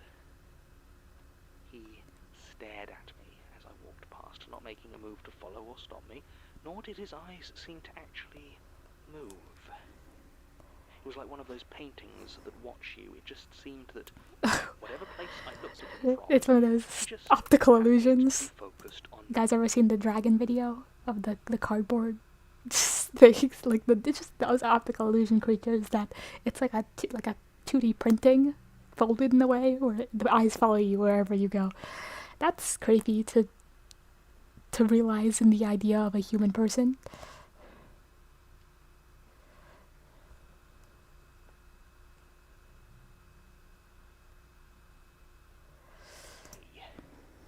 inasmuch as there was any focus in them at all. Vacant. The next day he was there again, this time in the hallway outside my office, standing in the center so that I had to hug Have the we seen a wall person to like this avoid before? touching his motionless Is form. this a person we've seen before?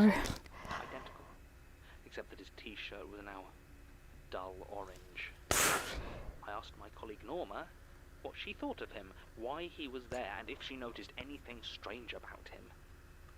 She looked out into the corridor, then looked back at What, me, you didn't see him? shook her head. She told me he seemed normal enough, but her Oh. eyes were like blank pits. Oh no, someone you knew? Lying about all of it. Had he done this? Had he taken Norma's self, her soul? Okay, when it starts being people you knew before, I'm so concerned, because this guy seems like an outlier. So now I'm wondering if it's like this is person in Avatar that is doing this to him specifically, because I don't remember the exact descriptions of people in the past, because I'm seeing very low, just because of the stuff he's mentioned, just stereotypically lonely vibes. And I'm wondering, is there a character in other lonely episodes like that one where the person is traveling and they're helped by someone? Was it Jerry? I don't even remember. No, I don't know. It like to remember the family, and I'm not trying to remember if there's like a figure that we know about by description. But I don't know. Or had she always been a zombie?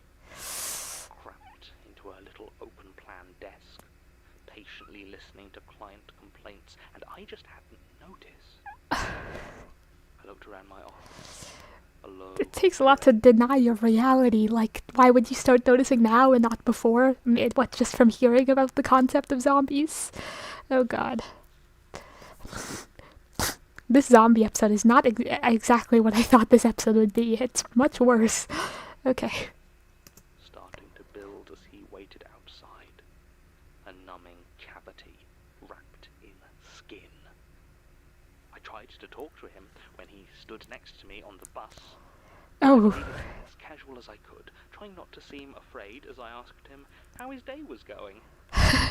Just Oh fine. god. Thank you for asking, came the flat, uninterested response. Okay. Then I asked him his name. Just fine. Thank you for asking. Static playing. I have never wanted anything as much as I wanted in that moment. Wait, let me Cut him. run that back. Then I asked him his name. Just fine.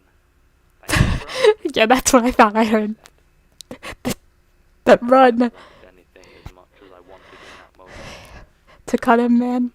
And see if he pretended to scream in pain. This one seems more valid. That was crazy. By the time That's... he appeared outside my house, Let's he go. was Let's wearing go. a rotten green t-shirt.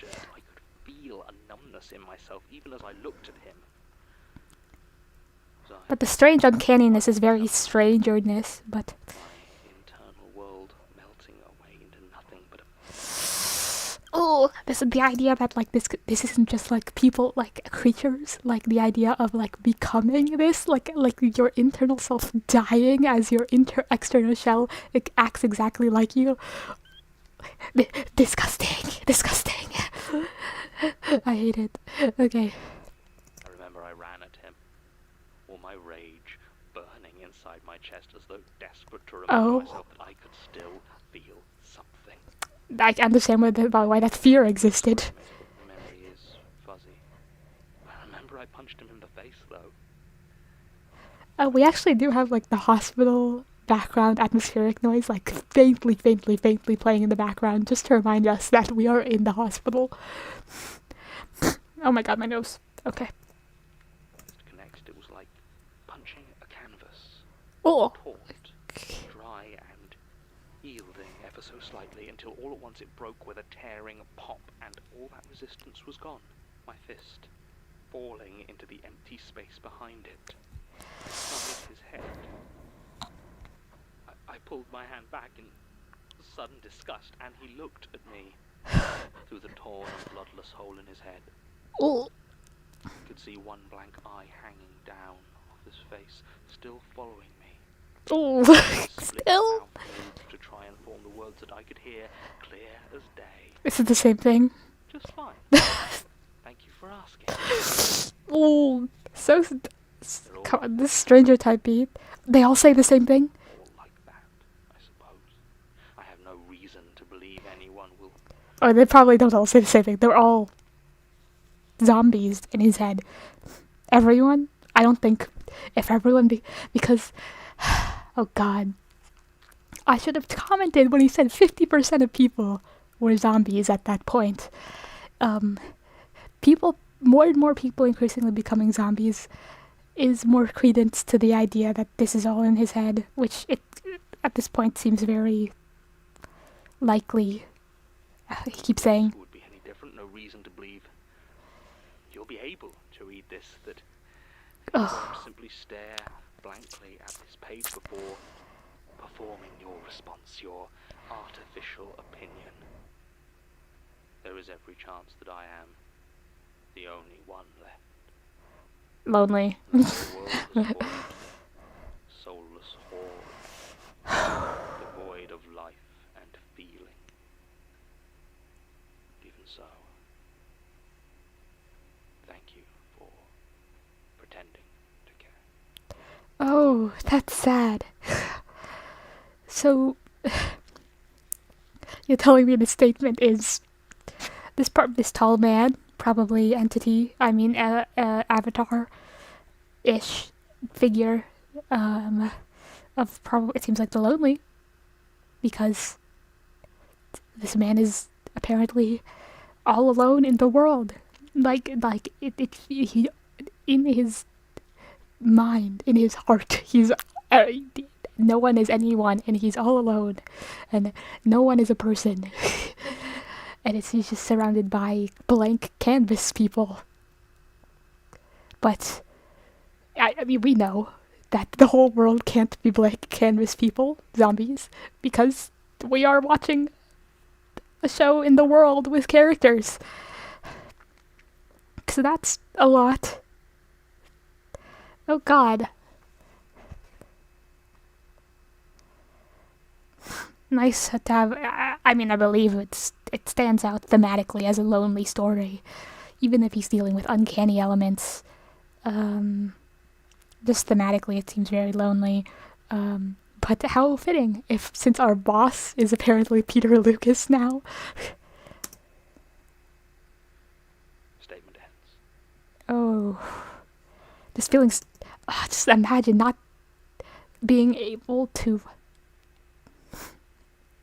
know, like, thinking that everyone in the world feels nothing for you, like no one cares about you. That seems like the worst part. Like no one can spare a thought about you. You're like in an empty world. Like that's loneliness. Not even just everyone being there being no people. It's the idea of there being like people there, but there's no love and care. Like that's a real empty world. Certainly helped, I think. No notes or follow-up in the statement, and obviously no research done by myself or, I think A lot of people gone from the team. St. John is not the only real person left in the world, though. That's what the reasoning I went through. Average high school. Hi, Jay. Name change? Or something, I don't know. Average high school, yeah. No one cares about anyone all the time. But now the lack of care isn't just the state of the world, it's also just an impossibility, which is a lot. Okay, let's just keep going. John being sad about how his team is losing whole people by the season. Hello.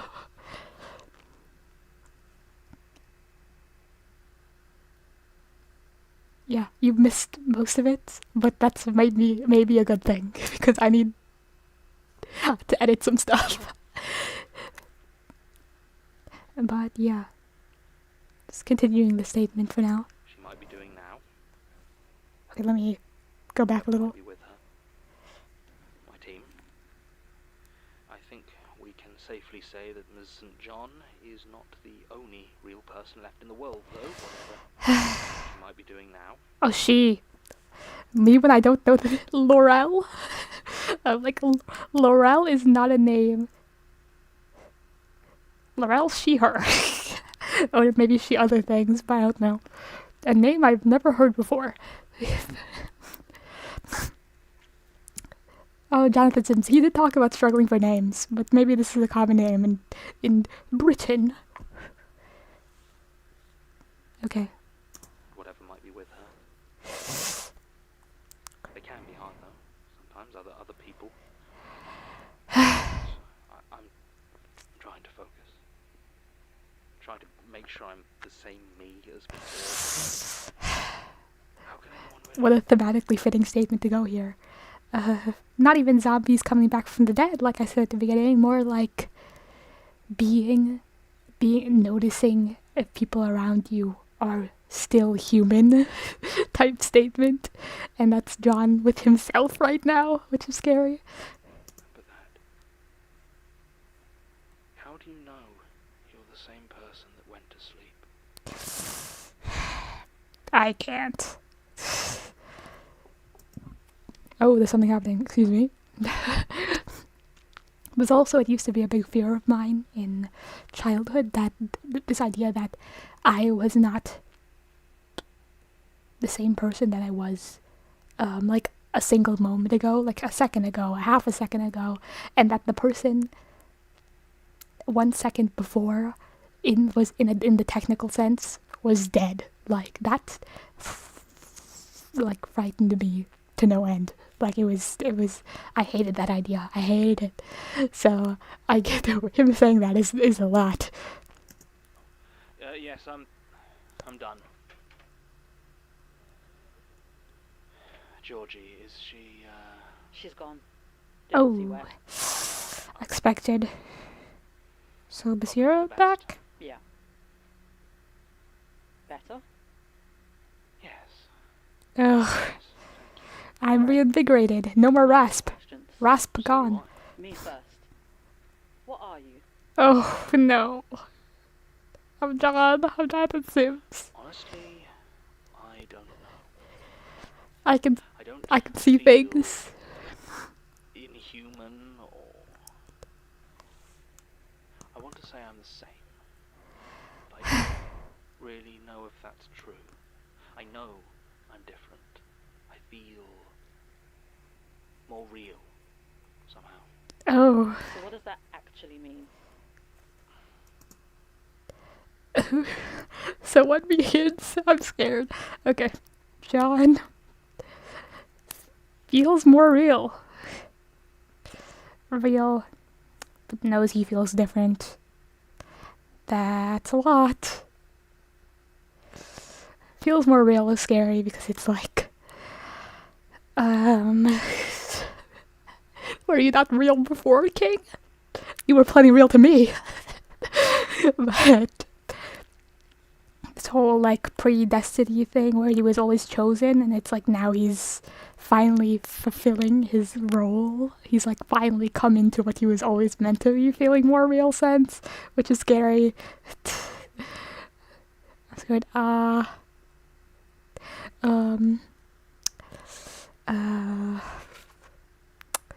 Okay. Just continuing on. Probably nothing good. Wait, I was gonna comment on the sense that a lot of the avatars we see, unlike, well, definitely not Michael, because Michael hated being Michael, but other avatars like Michael Crew, Fire, Jude Perry, like it seems like their lives are a continuation of their, maybe less so with Michael Crew, but we have seen avatars where their lives seem like continuations of their lives. They hold their sense of identity, and especially there was a lot where, I don't know if maybe it was Jane Prentice, where it felt like there was a transition from, before they were entity and after. Of course, it was a decision made, but we just talked to Oliver, but it just, like, it seems like they, like, made a decision, or something changed, but it's always like, the way they talk, they seem to be like, they're still themselves, like, they still feel like themselves, and they still associate with their identity, so it's, and that is to say, I'm John still being John, like, doesn't assuage me, doesn't convince me that something isn't wrong here. We know that something's wrong here, in the sense that more eye business is happening in John. Who's to say that's wrong? Who knows? It's wrong. I'm scared. I don't trust the fear gods. They're not my friends. Okay.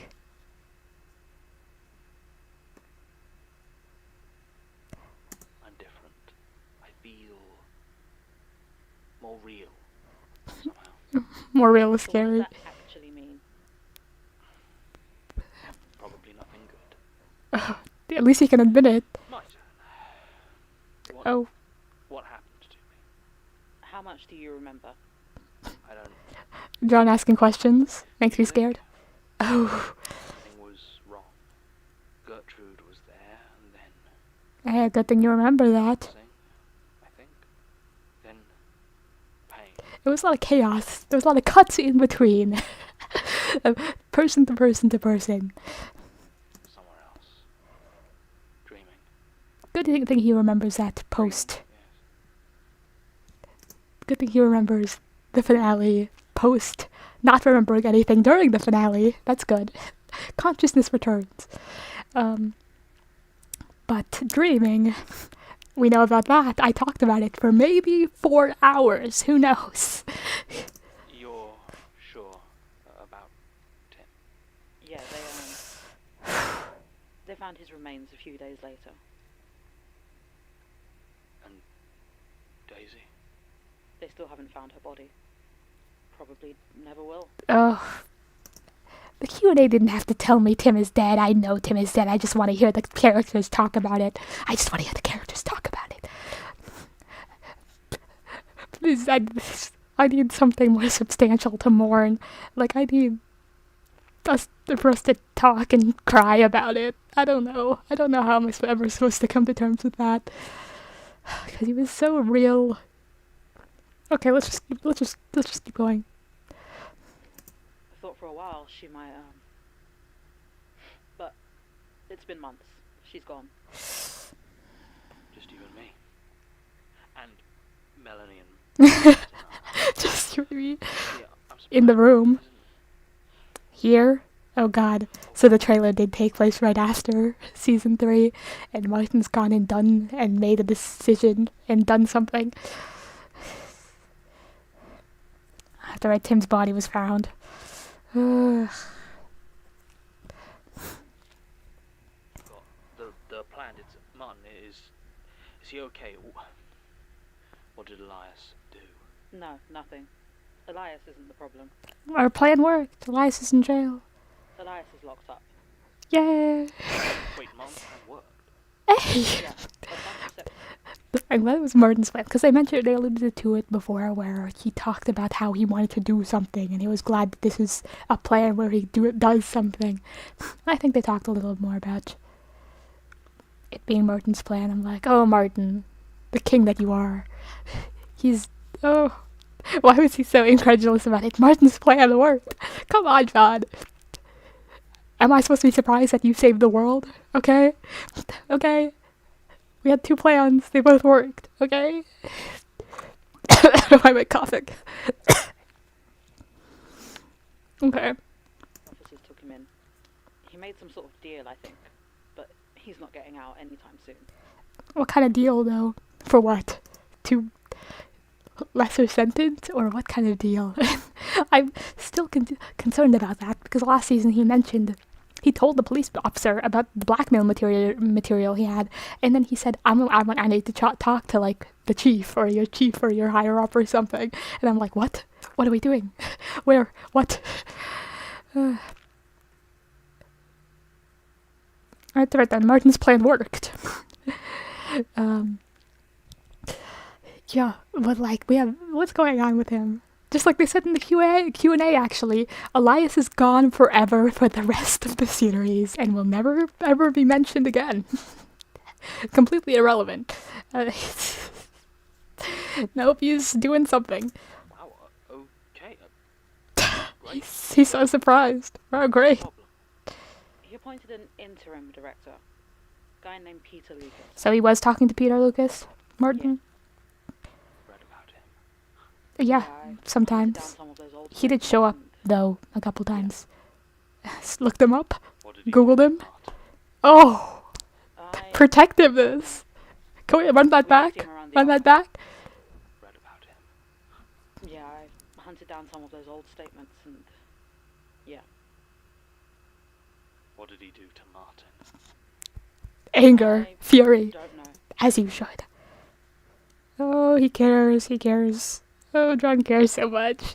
He keeps losing people. Okay, We don't see him around the archives much these days. Best so bet he's to off figure, on he's working on missions. something with Lucas. Yeah, okay. No, that there must be something else. Maybe. I don't know. And Melanie? A lot's happened while you've been gone. She's still angry. Right. Well, I guess we should probably let one of the nurses know I'm awake. I'm sure they have all sorts of... Oh yeah, we haven't let anyone know yet. John's just been left in this room reading a statement for like 20 minutes. Make sure I'm not a zombie or... So, haha, don't say that. Brought anything to Don't say No, I zombie. You know, grab that statement on my way out. Right. Oh, I hospital. have something Jonathan Sims reading a statement in a hospital gown. Let's go. in my office. Yeah, Oh. we had to throw those out. Like I said, a lot happened. It has been 6 months, but like, wait, what has happened that we need to clear stuff out? Like, what's going on? Is something else going on, or is it just, hey, John's dead. Let's throw away his things. No. Fine. I'll get you some new ones. Better ones. Let's go back. In my office. Yeah, those Workaholic, of course he did. we had to throw those out. What? Like I said, a lot's happened. Since I've been... Fine. I'll get you some new ones. Better ones. Anything else? Water. Sure thing. Well, it seems like that statement did enough for your voice to cure the raspiness. Oh, or a cup of... Oh, British man, you're not getting your tea apparently. Those are good for the throat though. From personal experience. End And recording. research and the internet.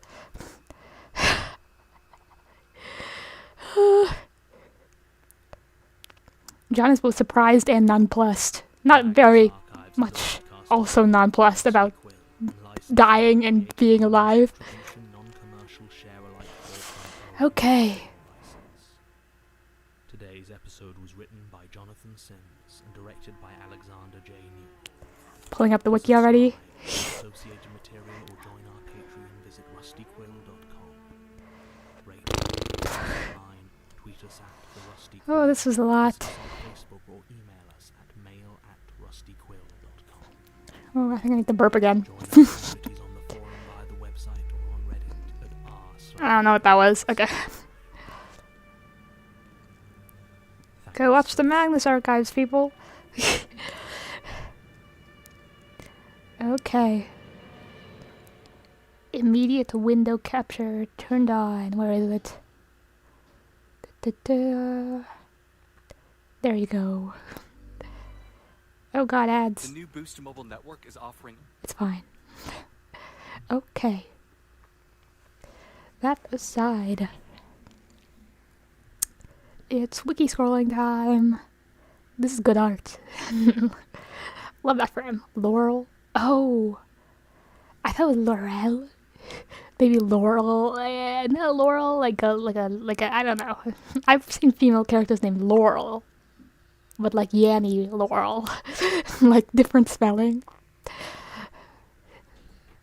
I don't know. Maybe it was Laurel. I think it. Did I say Laurel? I don't even know. But okay.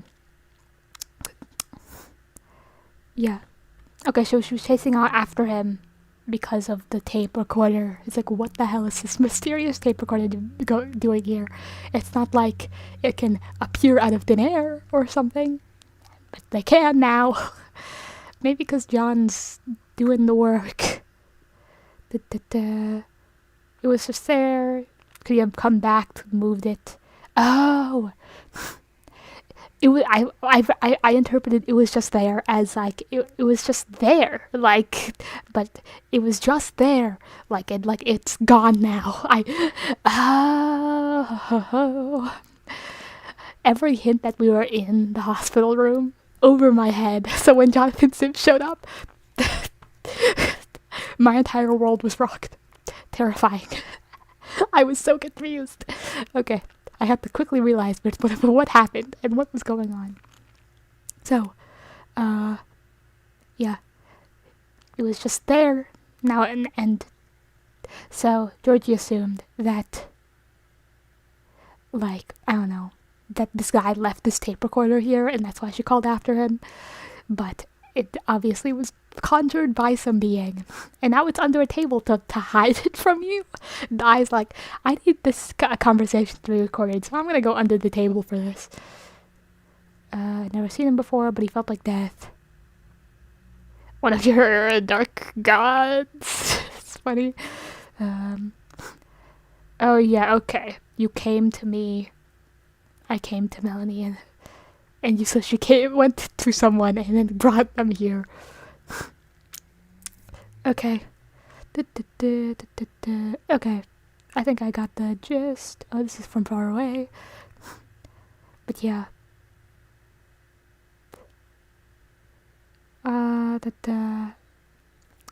Conversation with Georgie and Basiara saying, hey, how do you know that? And I said, I'm not going to tell you.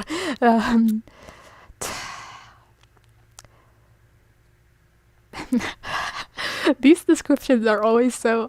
Georgie leaves upset by John being supernaturally okay. Yes, that's what happened, but also, why'd you phrase it like that? Oh, John, superpowers, that's not good. Yeah, the fact that I can never tell the gender of these statement givers. I'm so bad at it. Oh.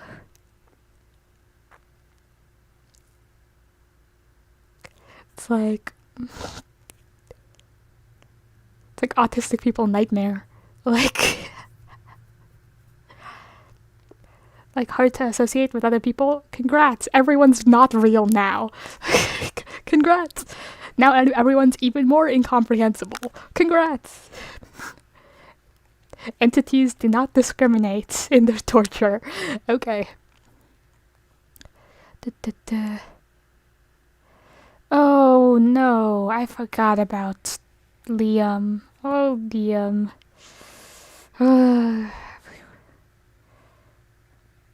His world entirely as fake people. Oh, Liam. Oh no. Actually tortured. That's really... I hope it wasn't too bad. There was the cutting with the knife, which is awful, but... I hope that was about the end of it.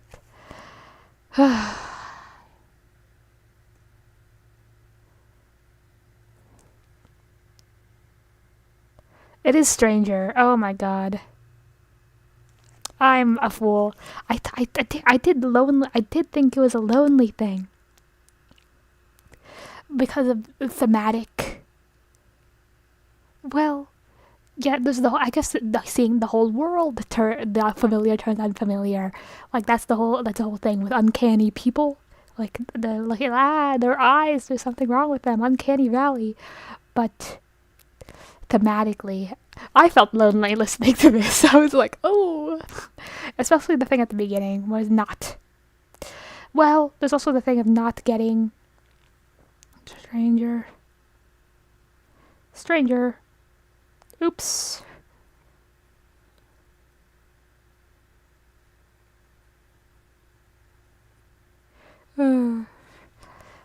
But there was the whole thing of, like,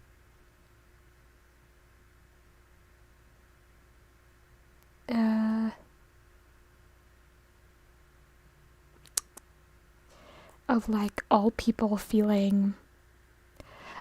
It did start with saying people aren't real. But it's also the discussion of people not being real. But it's also like the whole,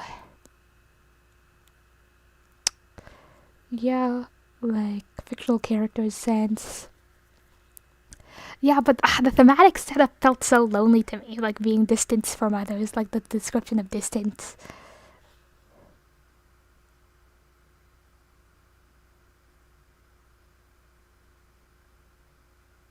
Yeah, I know. We discussed it. It was in, yeah, even in like the Jerry episode where the entities were revealed, and John was like, "Hey, but like, what about like all this teeth and stuff?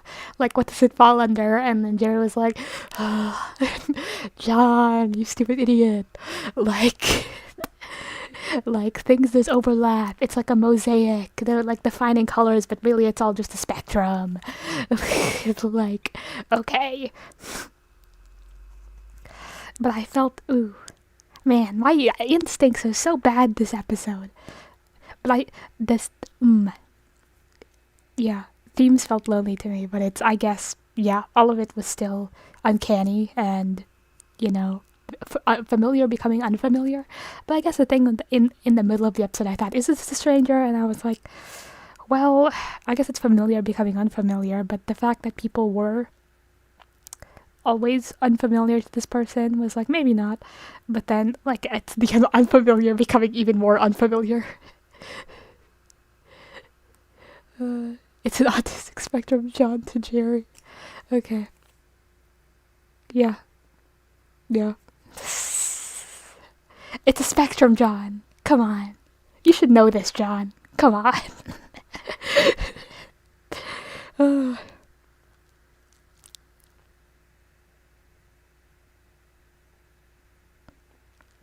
Yeah. But yeah, fake person is big, stranger.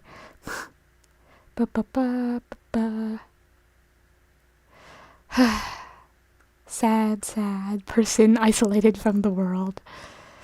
I guess a lot of lonely statements I guess it's been like 120 episodes and I still can't categorize statements and like pull from my memory about lonely statements. A lot of lonely statements have people literally actually being sent to another dimension is one thing. Like they're actually like being pulled away from the world is one thing that happens a lot in lonely statements.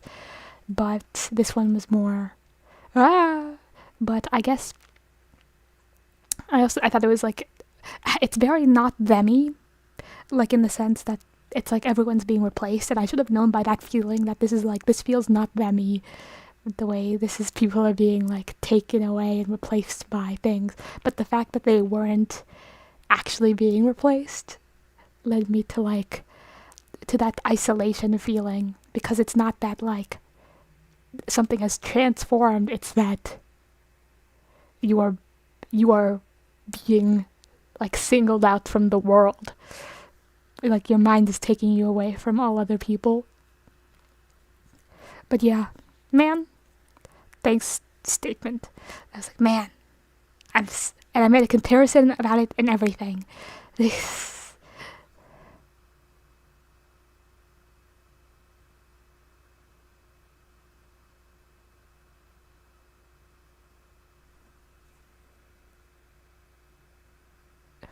Yeah, like stranger to lonely transition. Cause our boss is Peter Lucas now. Okay. Oh yeah, okay. Big thing. I think I've discussed the episode in depth while I was watching it, hopefully. It's been like 2 hours. And John being addicted to statements. Oh. This already was happening, but now it's just always so much to see it in motion. Right from the deathbed. Okay. Yeah, I guess we should discuss the overall plot with John and the members of the Institute. Big thing that needs to be discussed is Martin. So the teaser, Martin was on the phone. I theorized it was probably, I guess my only guess was Peter Lucas. So that makes sense. Glad that was at least theorized to be the most likely option. What else, like, authority figure would be here that Martin would be communicating to? It seems like there was also, like, it reminds me of Martin being out of the office and not really seen by other people because he's working on some sort of mission with boss involved. Reminds me of how John was acting during, I guess, last season when he was, like, going in and out of the office, traveling all over the world in attempts to stop the unknowing. But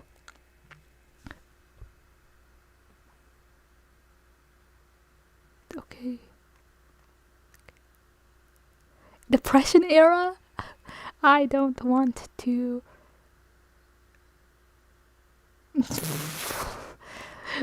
I'm told I'm being too loud, but Depression era this season, that's not a fun thing to hear. Well, fun for someone who likes angst, which I am, but also also simultaneously not fun.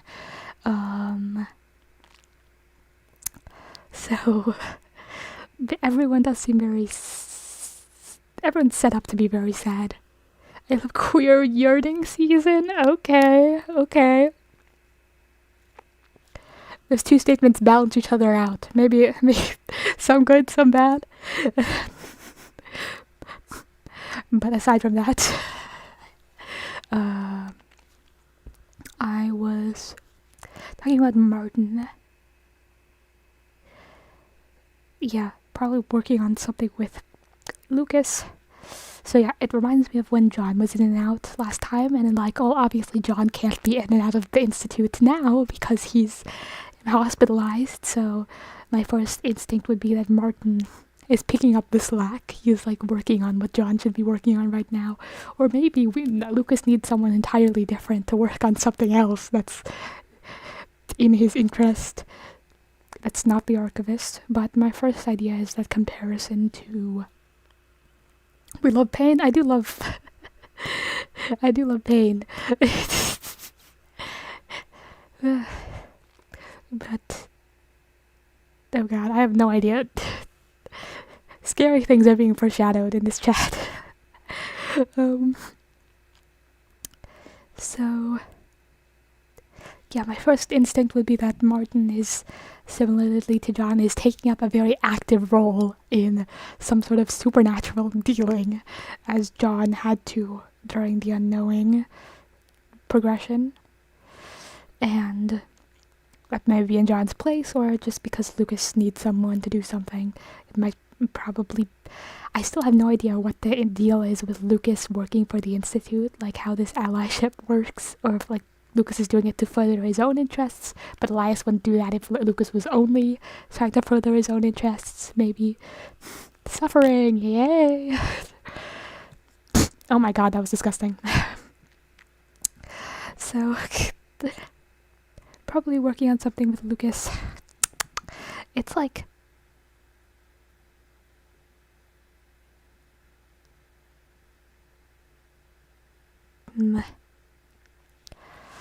Yeah, Melanie. Oh, I forgot about Melanie. Melanie, she ended the season on a very angry note, so it makes sense why she wouldn't be here. I don't know where she is, though, since we can't quit. But in a bad place. Excuse me. She ended last season, like, unsatisfied with what had happened and what her position. So I have no idea what that led to for her, and we don't have any idea either. In terms of Martin, it seems like Martin's taken on... I already said this, but Martin's taken on a big role, and Martin, it probably is going to go through it this season as someone who's lost a lot, who has had to deal with a lot, who's stood up for himself majorly in a big way at the end of last season, and is now taking on this very active role, it seems, in something in John's absence. So he seems like Martin's doing a lot of things, like a lot of things. It's probably going to be a big deal this season. Dual protagonists. But not being seen often makes it think like he's working, especially it's like since it's sponsored by our new boss, it seems like that the season 3 type John beat. But it's totally nothing good because we're in supernatural land officially now. Why do we have to clear out John's office? Something went on with the archive. Something's happening. I don't know what. Daisy's body not found. I know we're gonna find her. We can't have 2 deaths in one episode. But Tim's was found, which I know. I get it. There was the moment Basira believes Daisy's dead, which is crazy because that's a lot. Because they were the thing. They were partners, you know. Decision-making era. We love it when characters make decisions. Oh. Wanna join the bad decision squad? Because Jonathan Sims was like the sole king of that from like all of like, especially in season 2. Season 2 is the Jonathan Sims bad decision era. Let's just call it the decision era. Is Martin going into his decision era? That's fun. I love it when characters make bad decisions. And good ones. Who knows? So we're probably going to see a lot of Martin.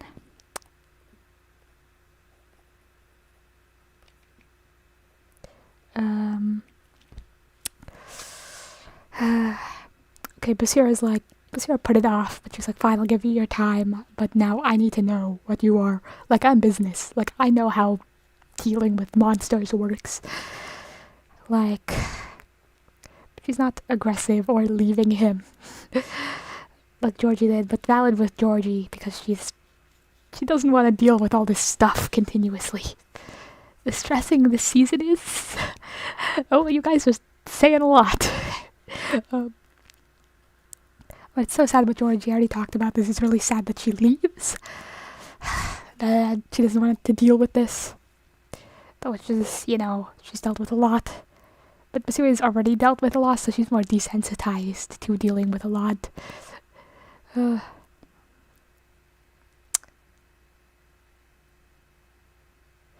Yeah.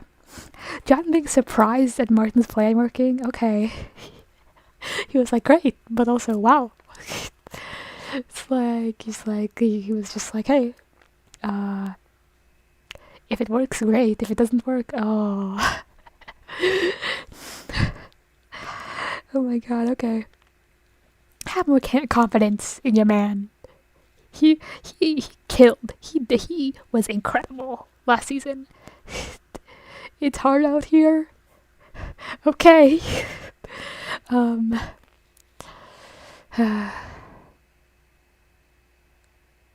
Yeah. I think I got the bulk of it. Really just sad statement in general. It's just one person getting like completely consumed by this thing where she's completely like the entire world is ruined for her basically, and she also hurt someone a little, which is also always terrifying to like. The idea is touched upon.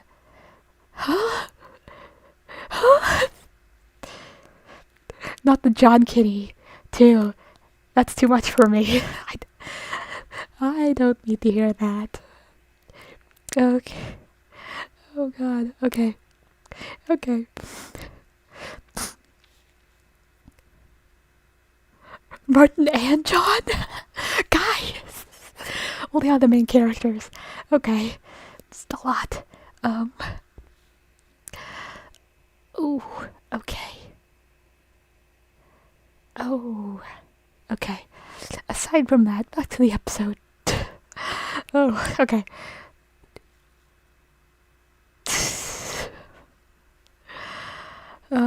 Yeah, just an overall, like, terrifying, sad episode about how this person, like, has basically, like, already has a hard time, connecting to humans, but has the entire, like, reliability and familiarity, I guess, Stranger Things, like, having all of the familiarity of people ripped away from them as well. And so they're all foreign aliens, and they're like, there's nothing behind them to even rely on or to feel that they feel. To make it a cold, dying, sad world. How fun. Okay. And I said before, relating to John, being like, oh, recognizing humanity. Oops, maybe not. Maybe I am the unfamiliar beast in society. Oh, but I do feel like I might be ending soon. I did talk a lot during the episode. Yeah, good thing. The beginning of the episode definitely cleared up by the fact that they were inside the hospital. That makes much more sense. But in the meantime, you get my reaction to Jonathan Sims popping out in the middle of nowhere, scaring the hell out of me. But yeah, I might sign off. I feel very bad because it seems like this person just joined. Well, it seems like that was actually an hour ago, maybe. I can't keep track of time. I can't keep track of time at all. I talk forever and ever and ever. Oh my god, there's my nose. Oh my god. I didn't expect it to sound like that. Okay. Aside from that, window capture off. Aside from that, Kenny's chat. Yeah. Again,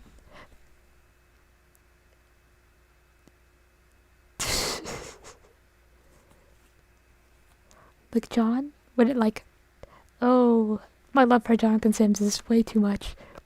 It's like slightly being stuck up. I've already said this. Being slightly like stuck up and like mean, but like also like pathetic, and also actually like hiding a lot of deep emotions. Like that's, yeah, sort of a pathetic man under a guise of like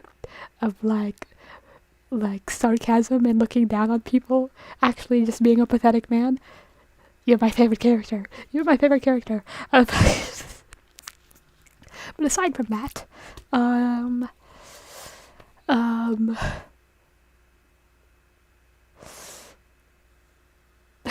have fun this season. More pathetic John? Oh no. I'm gonna freak out. Okay. I just read between. I just completely read your tweet your tweet. Read your chat message as confirmation that we're gonna get more pathetic John. Just in my brain, just for me. But yeah, yeah, I'm gonna sign off. Great episode, crazy episode. I didn't think John was gonna come back so straight away. I thought we were gonna get Martin, but I guess. And this teaser was actually a confirmation that Martin's gonna be gone for a while. He's gonna be very gone and away and doing things that are concerning, which is even more concerning because I want to know what he's doing. I want to know what he's doing so bad. So it makes sense that, yeah, with this context, it's been 6 months. It's been a long while until that final visit from Martin in the teaser. Big gap. So, but yeah, sorry to cut your chat off, but yeah, I'm gonna be like signing off into the next dimension. Nobody will be there, and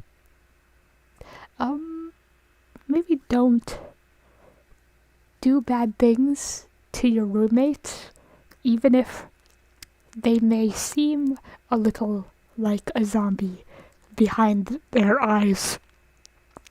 Maybe. Like, if they're not doing anything to you, maybe no tests. No tests needed. Just believe in yourself, maybe, and do less things.